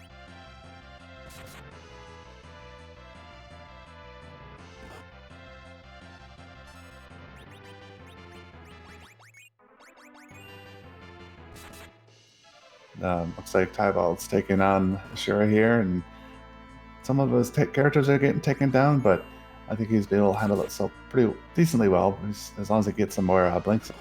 So this is the problem with the Berserk Cecil, though. This is my only problem with him. You see how he's only taking about 500 damage? If you have all the other characters at low HP, but you keep Cecil at a high enough HP, he'll go and he will actually block for those characters, so you don't have to worry about the damage they're doing. The unfortunate thing is when Berserked, that cover script actually gets negated, so he doesn't get to do anything like that. So it's a bit of a hit or miss here. With you see Edge taking a whopping 1100 damage. He's still able to take it because he's got almost 2k HP, but it still sucks a little bit that he can't cover, say, low health Rosa or low health Palom. You have to heal them up. Indeed, and Pause is still getting through the Gauntlet here. I haven't been keeping track of which fight she's on. Probably getting close to the end, though, isn't she? I'm pretty sure this is her last fight. Also, what if you didn't notice, on her last fight, Palom is now at the level where he knows Nuke. Sorry, not knows Nuke, where he knows Meteor. So he obviously knows Nuke, but he now has access to all of his spells. That means he's at a level 53-ish now, getting a lot of experience from this. Oh, Cindy, correct me. I was thinking, I'm thinking the Rydia levels. Yeah, he gets Meteor before Nuke, so he's at 50. I think he is at 50. Yeah, I was about to correct you, but you were about to correct yourself there. I'm like, I thought it was the other way around. But still, Meteor is nice, but that means he is getting close to having Nuke. So maybe he'll get after this. If not, soon. Yeah, Red Giant, still a fair amount of XP to be gotten here, while Tybalt is hot on her heels, about to go find the Gauntlet himself. Probably not going to be too happy to see it, but with the 3 bruisers that he's got, might make a little bit shorter work than what Pause is making. But it looks like she is finally through that Gauntlet. Yep, 100% done, and is rewarded with the Baron Key. So Gauntlet is required. Fabul namesake, 100% there.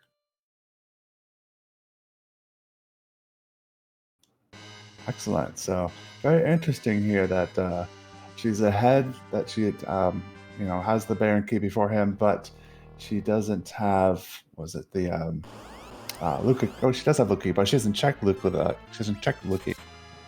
Yeah, and now she actually scrolls down further in her items list. She does see that she has the pass. Also throws away that Bacchus wine. That's an interesting toss. But yeah, Pause now has the entire world open to her. In all honesty, having that Baron key, if I was her, 100% jump right to Baron, get that knocked out of the way, so you can say, "Hey, let's get another key item check done, or another item check done." Maybe that's where some of this other fun stuff is. Also, almost 2 hours into the seed, and Pause is getting her second objective done.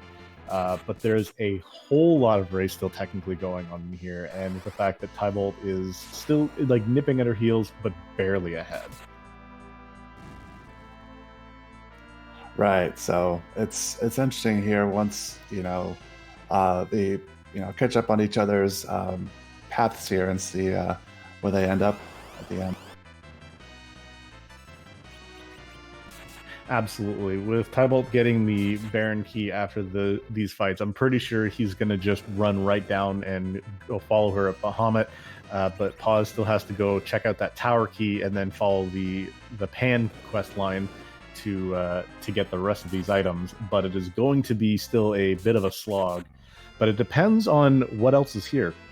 If Bahamut is also down here, then she's going to get a lot of value and get caught up, and it could still be anyone's game. And the fact that she knows that she has that pass means that she is not going back to the moon, 100%. Definitely, and looks like she isn't going to go down and to take care of the Baron Castle here. Let's see what she's going to do. She doesn't have the Earth Crystal, I don't think. Oh, she's got the Twin Harp. Coming.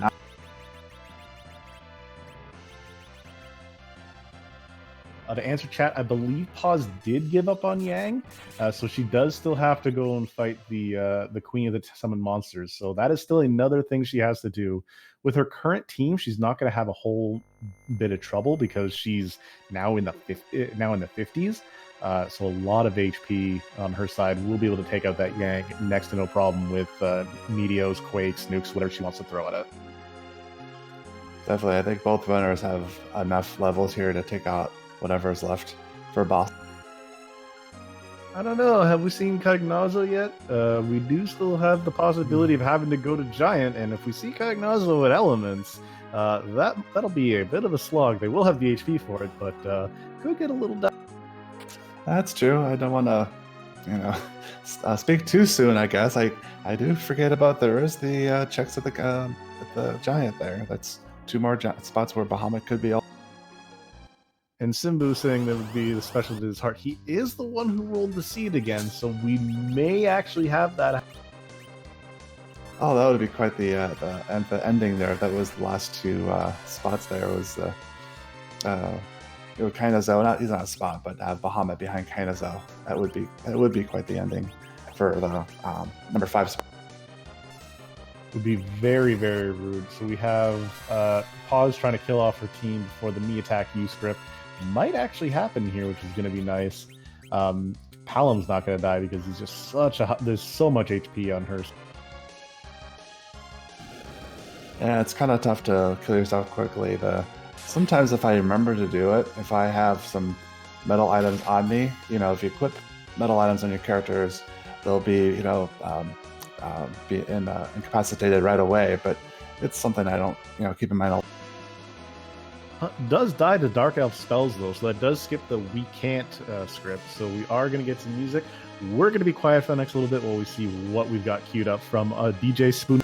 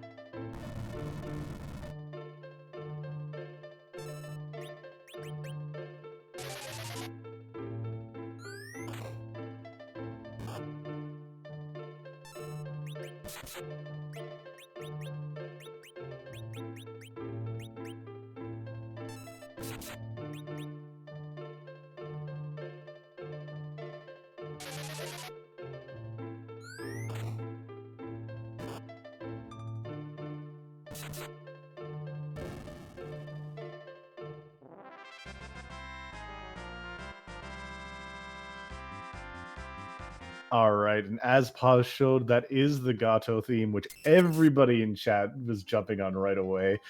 15 silver points, not to Paz, but to every one of you who recognized it immediately before typing it in. Chrono Trigger, such a great game. Scala Kitty, who has been doing a whole lot of the sprite work, a whole lot of the work with getting the harp music put in. Absolutely deserving of their name where her game went through. Legend Sword, though, does give you an Excalibur for Cecil. Pa's probably not going to go for it because she doesn't have that Cecil, but Tybalt probably going to run down and grab that because that is a great upgrade. Might delay him in a little bit to give Paz a little bit of the catch-up he needs. Or sorry, Paz needs that she needs to catch up to Tybalt, but we're not sure what's going to happen here. It does look like he is taking on Evil Wall, and I don't think Paz is, I know she fought him once, but that moved on. So we'll see. I know Paz still needs to take on the Seal Cave with the Luca Key. So we'll see what she does because she has several things she can do, and maybe she'll go do Baron now since she's at the town again. Yeah, Baron's probably one of the better checks here because that's 3 boss checks that you have access to and 2 possible key items that could get you your package where we've seen a number of required bosses hiding. So that is still a very, very big check back there because you have Baigen spot, you have the Odin spot, and you have the vanilla Kagnazo fight spot to check. Tybalt is actually going to get through this evil wall pretty handily with his team, and going to check to see what this key item is that Paws did not get a chance to check on her through. Just a defense sword, though, so not really value, but still one of Kane's arguably best swords, depending on who you want to talk to. That's true. So it's a good weapon at least. But yeah, we'll see with Paws here. But you make a very good point. She has the level. She can breeze easily through at least the two bosses, if not also the Odin spot, depending on who's there.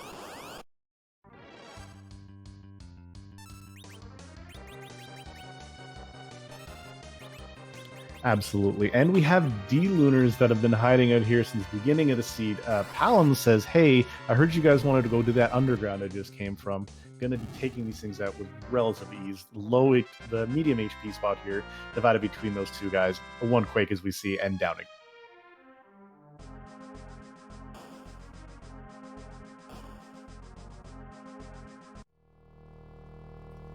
Trying to think. Let's see if... And let's see what boss it is here. And it's our Bahamut at the King Baron spot.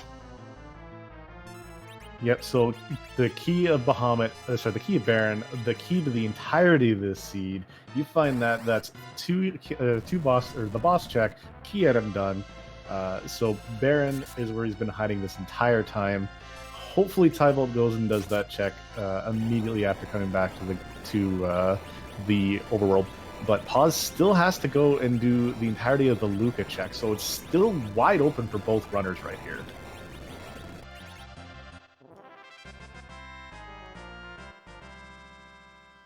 Yeah, definitely. Let's see what Mom Bomb produces here, because, well, yeah, I was going to say that we don't have to worry about Bahamut now, so the package no longer has any real value. Absolutely. And we do see our duplicate character. It is another Palom. Not going to keep this one because you're not going to want to grind it. You could take him for an anchor right now, but you've got Oh, and as I say it here, and it comes out on screen. Gets rid of that Tele for the Palom. There's your anchor for the Zeroma's fight. Check Odin if you really want to, because you still technically have to find the Sand Ruby on Paw's side, but... That's true. And if it was me, if I didn't know where the Sand River is at, I would definitely go for the Odin spot right now with my levels. Yeah, look at here. Oh, and we do have the hook coming in from Tybalt's side after clearing out that Mom Bomb. So, okay, so Bahamut, you got to tell me here, because you've been running again a couple of these seeds, as I've mentioned. Knowing what you know on Tybalt's side, where do you go now? You know you have the Baron key, which is a required key item. You have the hook to check as well. Where are you going for your next check right now if you're in Tybalt's spot? If I was in Tybalt's spot, I think, just like I was saying earlier, I got the levels. Let's bang out Baron quickly. Because I know at this point it's 2 hours. I'm like, okay, the seed's not done yet. My other racer's not done yet. Let's get through things as fast as we can here, because it's going to be go time here for any of us.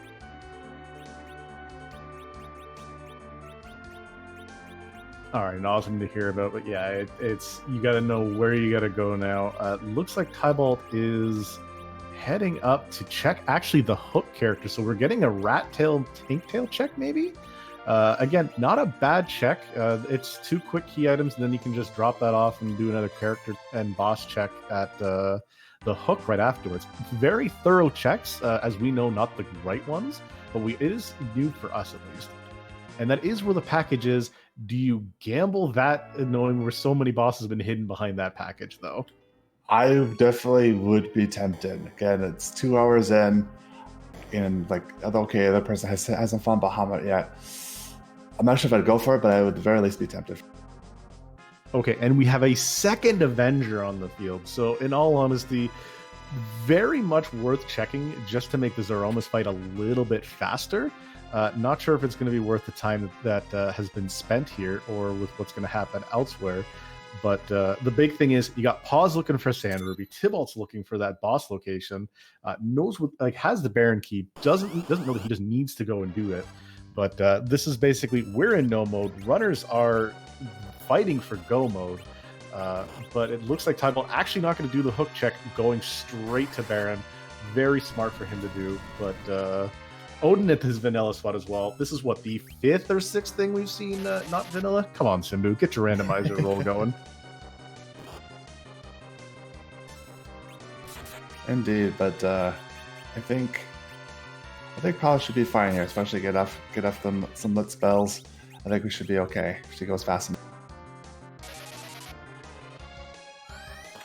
Yeah, some lit spells. You're gonna see a vampire even be tossed by the low level Palom.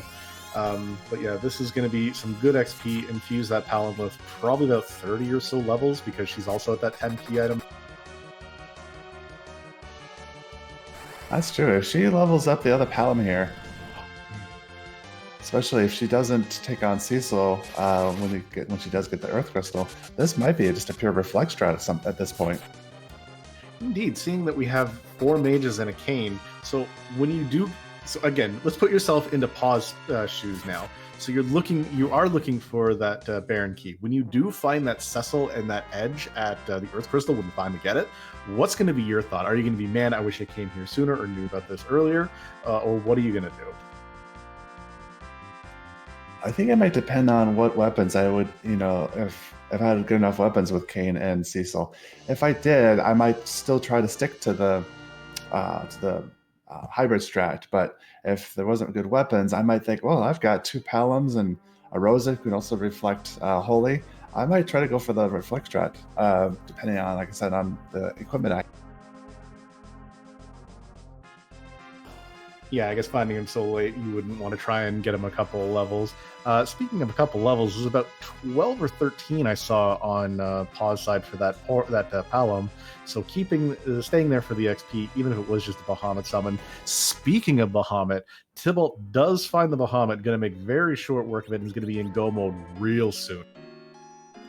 Indeed. Yep. Looks like it. Let's see where Pause checks next. Still has to go down to the Seal Cave. Hopefully that'll be the next check. Indeed. And again, 2 or 3 attacks, Bahamut goes down, and Tybalt is 100% in go mode as soon as that crystal comes into his inventory. And because of this is, as he's shown, a 17 out of 17 seed. Every single key item found by Tybalt, including the pass.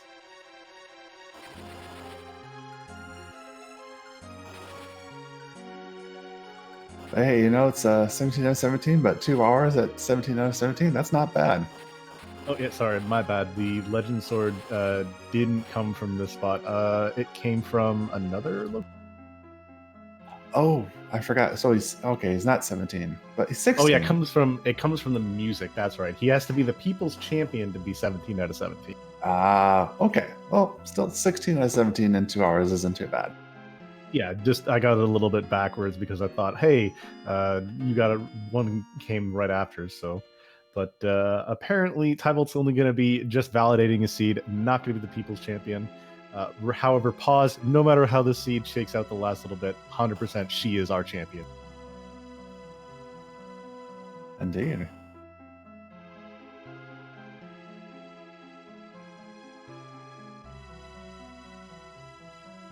And yeah, make sure you guys show these runners some love. They are being streamed or showing off on the stream, being part of this gauntlet and running this seed very, very well. Again, for a full seed, 2 hours and 6 minutes to go mode. On the longer-ish side of our runs, definitely not on the highest, but very much a well-run seed.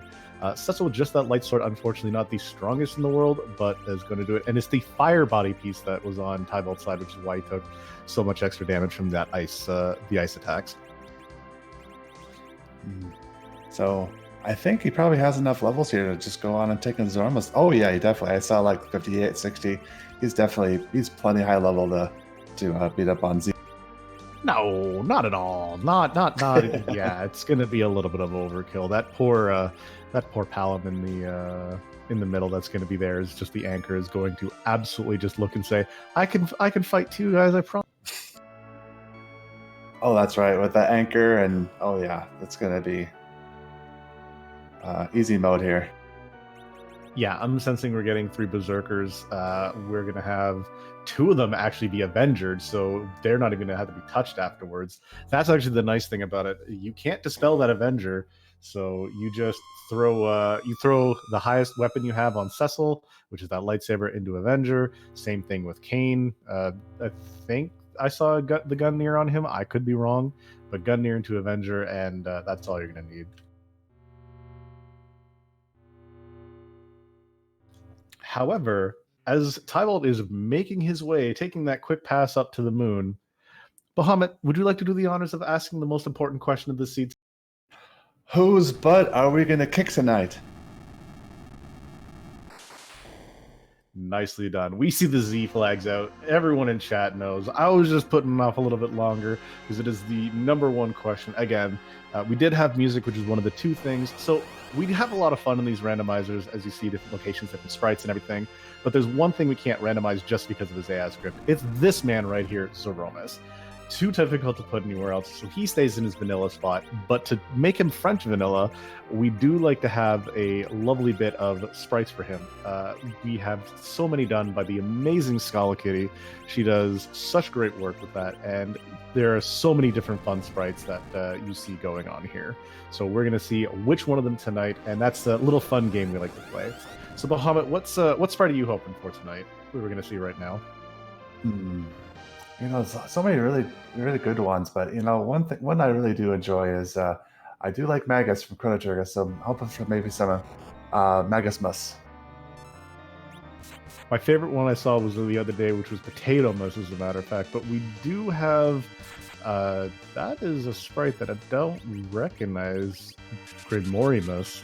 If anybody in chat knows which one that is, what game that one's. Yeah, I don't recognize this one either. This is a new one. At least to me. Apparently shows up a little bit. Some saved it in chat. It's from Bloodstain. That's a recent game too, isn't it? The last couple of years. You're thinking Bloodborne, but no, I think Bloodstained is an older-ish game. Yeah, Cecil's throwing out 3K hits. This Zeromus is not going to be long for the world. That Spoon Dart of quad 9s is going to be getting a whole lot of damage done. Again, 2 bruises with Berserked up. This poor dude is going to be knocked around very easily. But over to Pause here, looks like she did take the dive into the cave, got the pan, so now she can definitely start that chain to get her last objective. Absolutely. And we see the Big Bang come out. We see Palom goes down. He's not doing anything done. Whereas Pause is finding Pain Man. Those HP totals, everyone's going to be standing aside from your anchor. Yeah, she definitely should be good to go here, especially with Rosa Cure. Yeah, this is it. Gets the Cure 4 off. Even the anchor's going to live. That's some good XP for him. But yeah, we have the Berserk coming out on Edge. He's going to just start whacking away too. We have almost 4K from Kane, 3-ish K from Cecil, 3.5 from Edge. Yeah, this poor Zeromus is not going to be long for this world.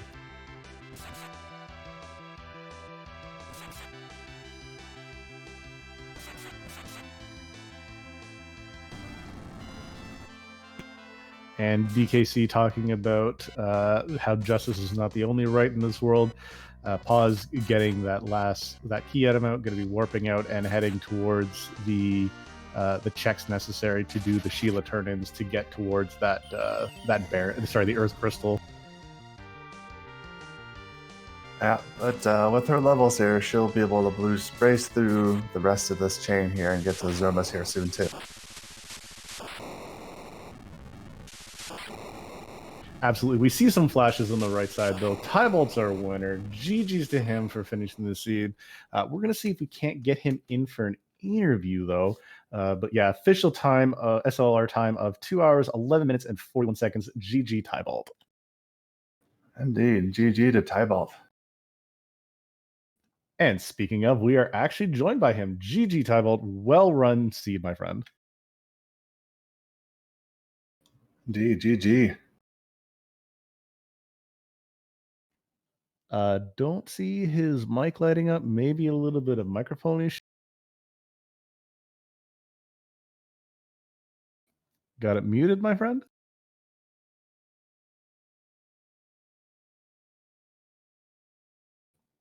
All right. Well, Tybalt figures out whatever issues before we can get an interview. We do see Pause again going on through the right path to get that the pan smacked onto Yang.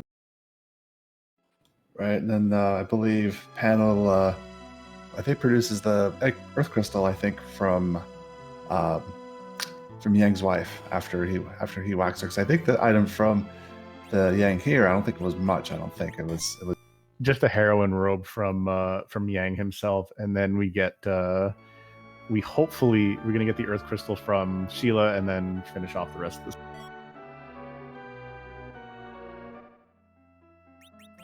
It looks like we're getting a little bit of technical difficulties from Tybalt. I'm not sure if he's going to be joining us for the interview, if he's going to get that squared away.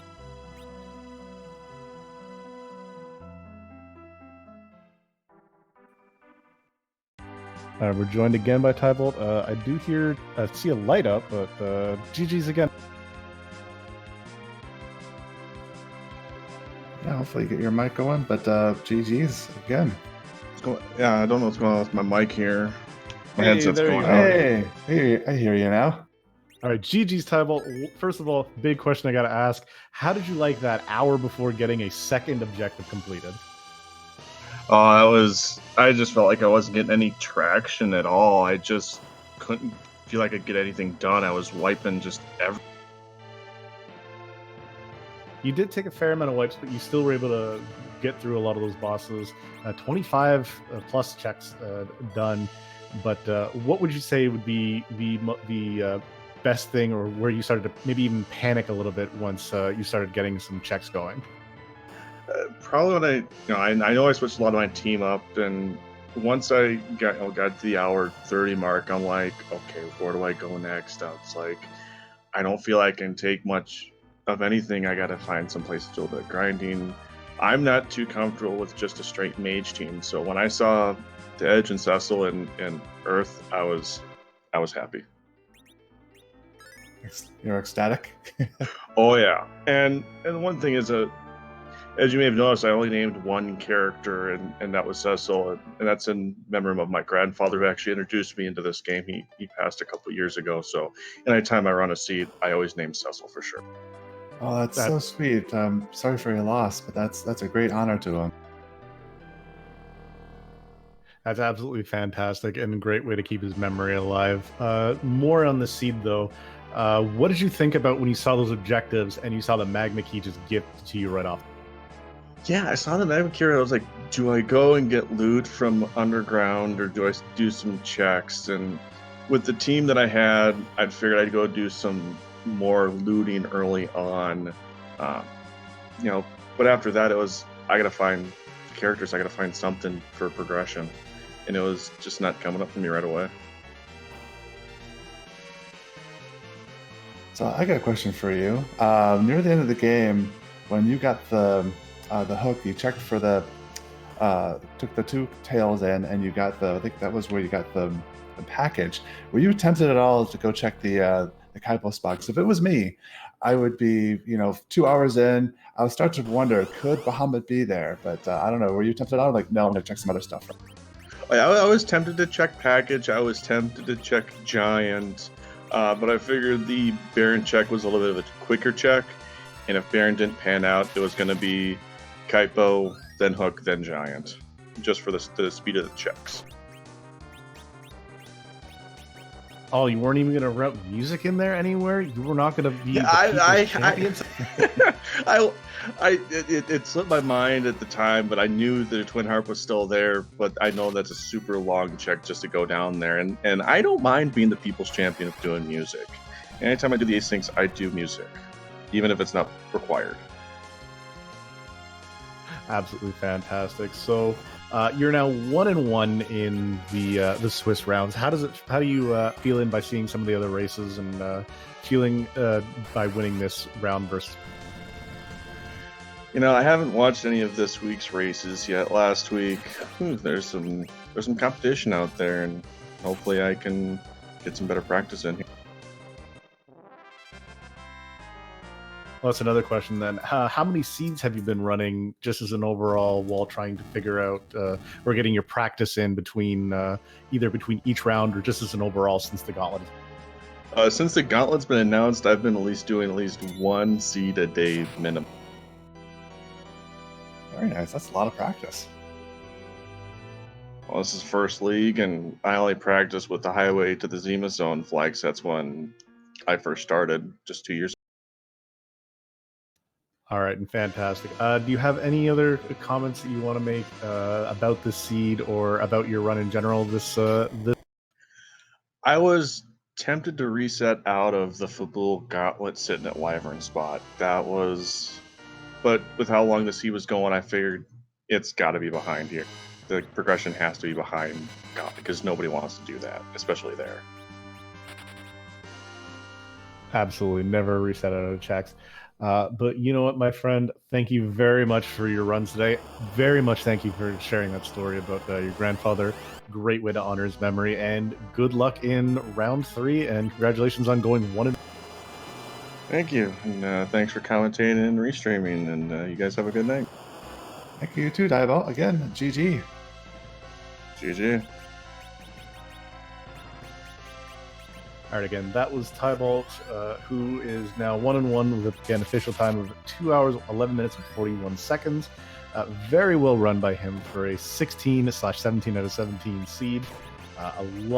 Very well done. Getting that done in 2 hours is still very impressive for a full clear that quickly. Whereas while we were doing that interview, Paz got the Earth Crystal, saw Cecil, saw Edge, told them, nope, sorry, get out of here. You guys are a little late to the party. And quickly making very short work of this Ogopogo fight. Indeed, and so since she did dismiss those two, probably looking at a reflex strat here because they only have Kane right now to do physical damage. Indeed, although she doesn't have that second Palom up to levels where she's going to be doing nuke, where he's going to be doing nuke, but you do have the ability to have him using Quake to be working as the nerfing for the big bangs. So he does have his place here where he's doing damage as well as providing the nerfs. This is true. Pause picking up that Sand Ruby. Going to be probably a little disappointed she didn't get that chain done a little bit earlier, but still absolutely getting work towards that last check. And again, a very well run race by Pause this entire round.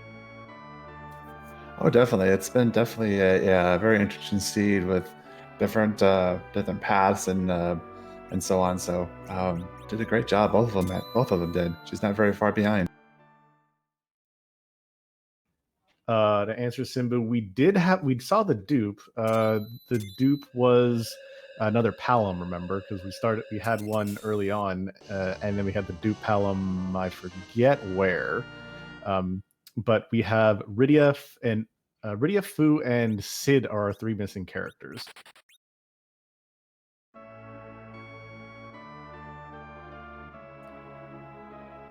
And again, she's turning away Yang, which is totally understandable. She's got the party that she needs, and she has a crystal, so she's in go mode. 100%. She's going to find out that we're going up against a bloodstained boss very soon, while she's going to be making it a little bit bloody. The nice thing is she's technically going to have a shorter Z fight doing those reflex strats. That's true. That is one nice thing with a reflex strat. What we mean by that is that I don't know the exact number, but normally when you fight Zeromus, if you take so much HP down, he does a refill, and then you have to fight him through that HP again.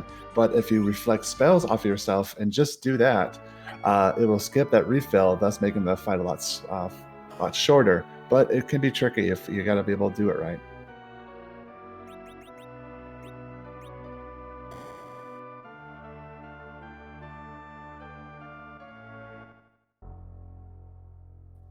Yeah, and you can actually still attack with your physical attackers for the first little bit. You just have to make sure you're not hitting that HP refill spot, so you can make the reflex strats actually work towards you. Because you could, in fact, trigger that HP refill, and eventually see rocks falling, which is not exactly what you're going to want to. That's true. That's the thing though, is you have to keep track of what you're doing if you want to do some melee, which is definitely, if you have the ability to keep a mental math, that can be beneficial for sure. Absolutely, because Vanilla's Aromas has technically 120k HP, I believe, but because of the way the coding is done, you only get to see half of that, and then the refill comes in to give him the rest of the HP. Yeah, I believe that refill is due to coding limitation, I think. Indeed. Oh, we did see a little bit of a pause on Pause's screen. I was wondering what was going on. Like, we have some lag issue, but nope, it's still going through. Still going to get that fight in, and going to make very, very magical work of this. Definitely. And for the last time tonight, let's get those Z flags flying, and let's give Pause all the power so she can put this evil down and finish the seed.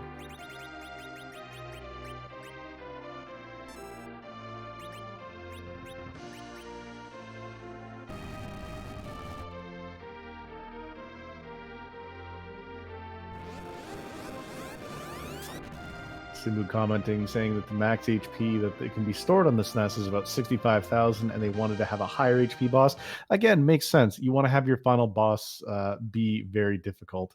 You don't want it being any sort of a slouch whatsoever, especially after all this grind and with the ability to have all these extra items accessible in the lunar subterrane.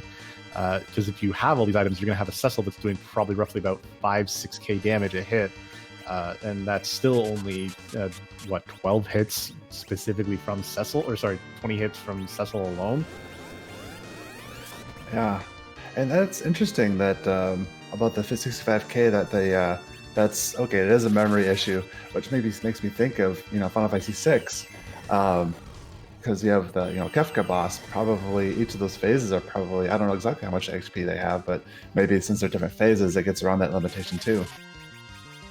Absolutely, and we see that nuke, that Big Bang first being nerfed with the nuke, and he is going to be doing Virus Reflex. The Porum taking the hit, 1700 HP. As you see, she's even 300 less than one of her brothers, taking a whole lot of damage on this fight.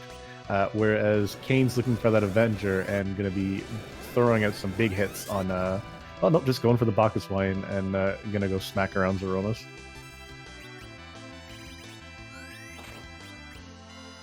So yep, it's going to be, she'll have Kane whack on and then do some reflect strats. We'll see if I think Rosa should be high enough level to reflect some Holy. Yep, looks like she's going to do that. So Holy's a little bit slower, but if you're going to do reflect strats and then you have enough time to heal when needed, I do enjoy doing some occasional Holy spell. Yeah, and you see the power of that Big Bang being nerfed. Even the Anchor Palom taking less than his full HP worth of damage, about 700 damage there.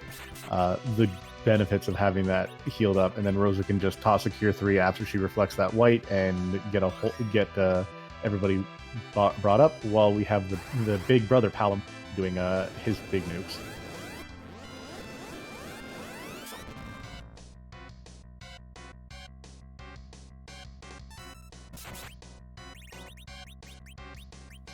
Indeed. So yeah, I think pure reflect strat, as long as I suppose one benefit that she did use the Bacchus Wine and not the Avenger is if she's going to do, correct me if I'm wrong, if she's going to do the pure reflect strat, she has to get that Berserk off at some.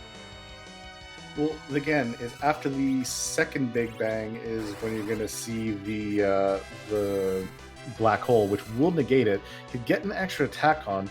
At this point, I would be very tempted to hold off on your mage damage just so Kane can get a couple more hits, so you're not getting you're not bypassing that refill point, and you can then save that little bit of an extra headache. Because if that refill does come on while he's hitting, you will just re-berserk him. But no, we just have pure reflex and just zerking it down as quickly as she can. Mm-hmm.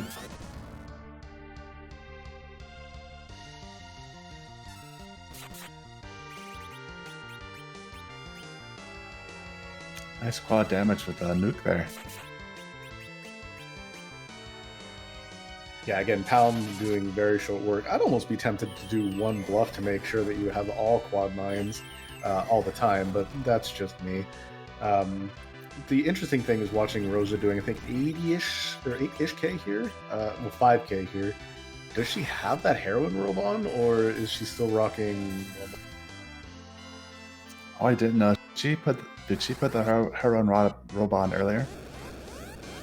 Not 100% sure, but also still interesting and hoping that she's still getting some decent damage out. 5K is still nothing to scoff at, and the quad 9 and Palom definitely just doing everything, like the heavy. And she might just have the life, only the life staff, because I think it was Tybalt that bought the extra staff, so she might just have the life staff, and maybe it's on.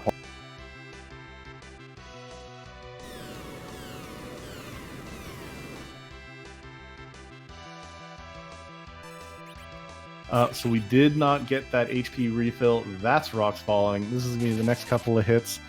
And this fight's going to be over very, very.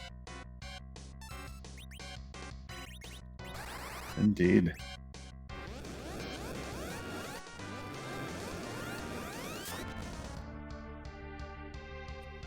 Yeah, the unfortunate part is if you're not really counting the HP, still rocks fall, still getting everything down pretty quickly, so not the worst. We did only see the two big bangs. There's the flashes. Get your GGs out in chat.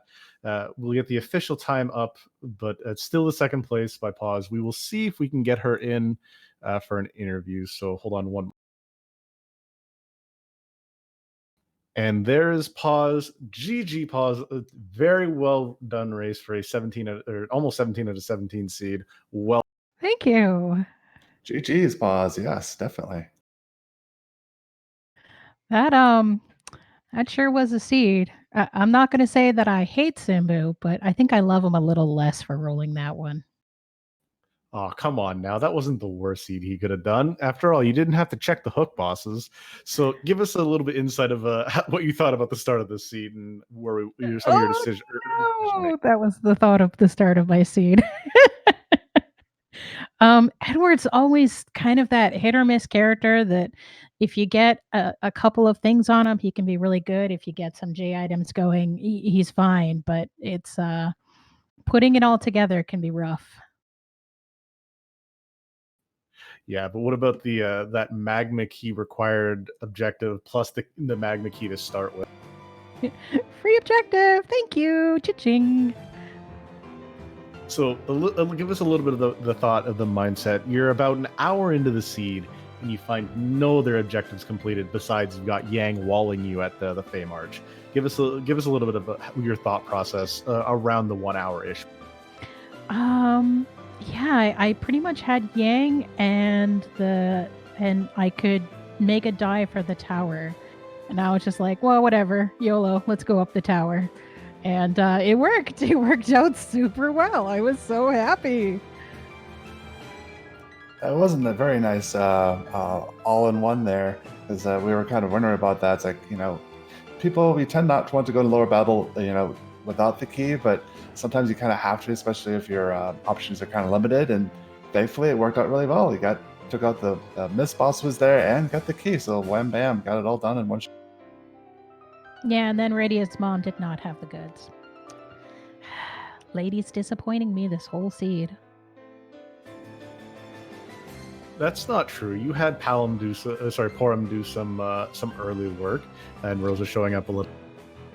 That's true. It was the NPC ladies that were letting me down. But by the end of the seed, I decided that it was take your kids to work day, and Rosa and Kane had nice triplets, and that was my story. That's a good story. I like it. So the real question I had, I was thinking, because we saw on Tybalt's side a little bit earlier that he went and got that Earth Crystal done a little bit beforehand, and he got that Cecil and that Edge. When you finally dipped through the Earth Crystal and you saw those two characters, what was your thought seeing Cecil that late after finding the Legend Sword and Adamant? You know, it's funny. I was thinking to myself, these are going to be two characters that, under any other situation, I would never give away, and then it was Cecil and Edge. So it's just like, yep, nailed it. It happens. Mostly, I was mad that I gave away my my Edgar or my Edward, and then had to do the evil wall. It was just no. The one time it's the right answer to keep Edward. So it was actually mentioned by Simbu in chat right after that is like, yep, that's going to be disappointing, throwing away the Edward and then seeing Evil Wall where he can just crush himself to death. But again, very well done. What did you think about when you saw the alt gauntlet on the Wyvern? Tybalt had a choice comment about that, but what was your thought? I was so confused because I walked up there and I pressed A and it's Plague. Wait, I just beat Plague? What's going on? Oh no, this is the Gauntlet. So that's good because Tybalt actually said he saw the alt gauntlet and he's like, I am so tempted to reset out of here. He almost reset out of the required key item there, but that being behind that was one heck of a slog. But we saw that you were getting a lot of levels out of that. Well, and I know that so many people just nope out of the Gauntlet immediately that I'm like, no, this is the kind of thing that if I stick to it, I could get really lucky and catch up some time. Exactly, and I think it was getting near late game that the chances that was value was going to be a higher chance. So I think it was a good play to finish. I at that point was kind of cursing Simbu out loud. 100% don't blame you. But at least I knew that one other person was having to suffer through this too. Hey, never alone. Misery loves company, right? But as an overall, what's your final thoughts on this round of the seeds that you were given access to? I'm just excited that even though I'm losing these matches, I'm coming really close to the top time every time. So, yay! Yeah, again, very well run. You were right behind.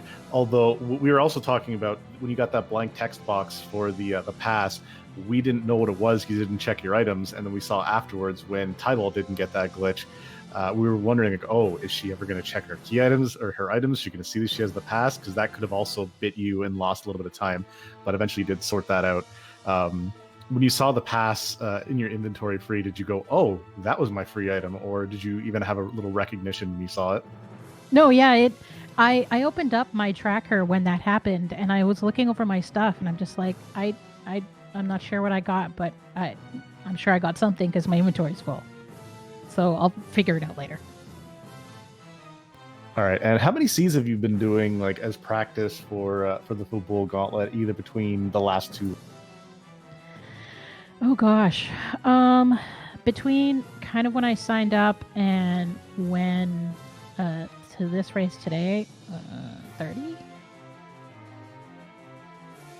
Damn, that is in fact a lot of seeds. Nice. So, Bahamut, do you have any other questions for her before we? Well, I was kind of thinking about the chain that provided to the Sand Ruby, and I think the part that started all was the Luca key, and I forget. Paul, did you have the Luca key when we stopped, or did you not have when you went out on a different direction? I forget if she had the Luca key, and if she did, yeah, I had the Luca key early, and I decided to hold it because no one does it sooner or later. So I felt pretty confident that I could just stick it in my back pocket, go to the moon, and then come back and do it. That's true. A lot of people do pass on it. Always value in Luca Cave. All right, but pause again. Very well raced. Well done. GG to you. You are 0-2, but that still gives you the chance for the play-in rounds if you win your next couple seeds. Regardless, you are doing a very strong showing. So well run. Hold your head up high for doing that seed the way you did. And as well, you were our champion tonight because you gave us Gato's theme for 15 silver points for the chat for everyone who found out what that was. And the Job Dwarf. Exactly. Indeed. Pause. All right, and that was PawsRPG Gamer with her final time of a little over 2 hours. So what we are going to do is that is going to be the end of us from here tonight. We are going to be throwing it over to the RPG Valkyries, who are also running Final Fantasy IV. So we're going to toss it over there. I want to give a huge shout out to our team in the background. Simbu for being our restreamer, doing excellent work. Gambit017 doing this tracking. In fact, I think from work doing stuff like that. Don't tell anyone. As well as my co-commentator Bahamut X. Give these guys a follow. Give them a whole lot of love for doing this sort of running stuff. Also, thank you, Jonathan. You've been a great commentator with me too. It's been a great experience helping out with commentary in these races. It's been a good time. I hope you and everyone has a great night. Absolutely. So we are going to be sending it over to the RPG Valkyries while they do their Final Fantasy IV run. Again, thank you very much so much for watching. We do have raids coming up to the rest of the week, and we shall see you guys. Take care.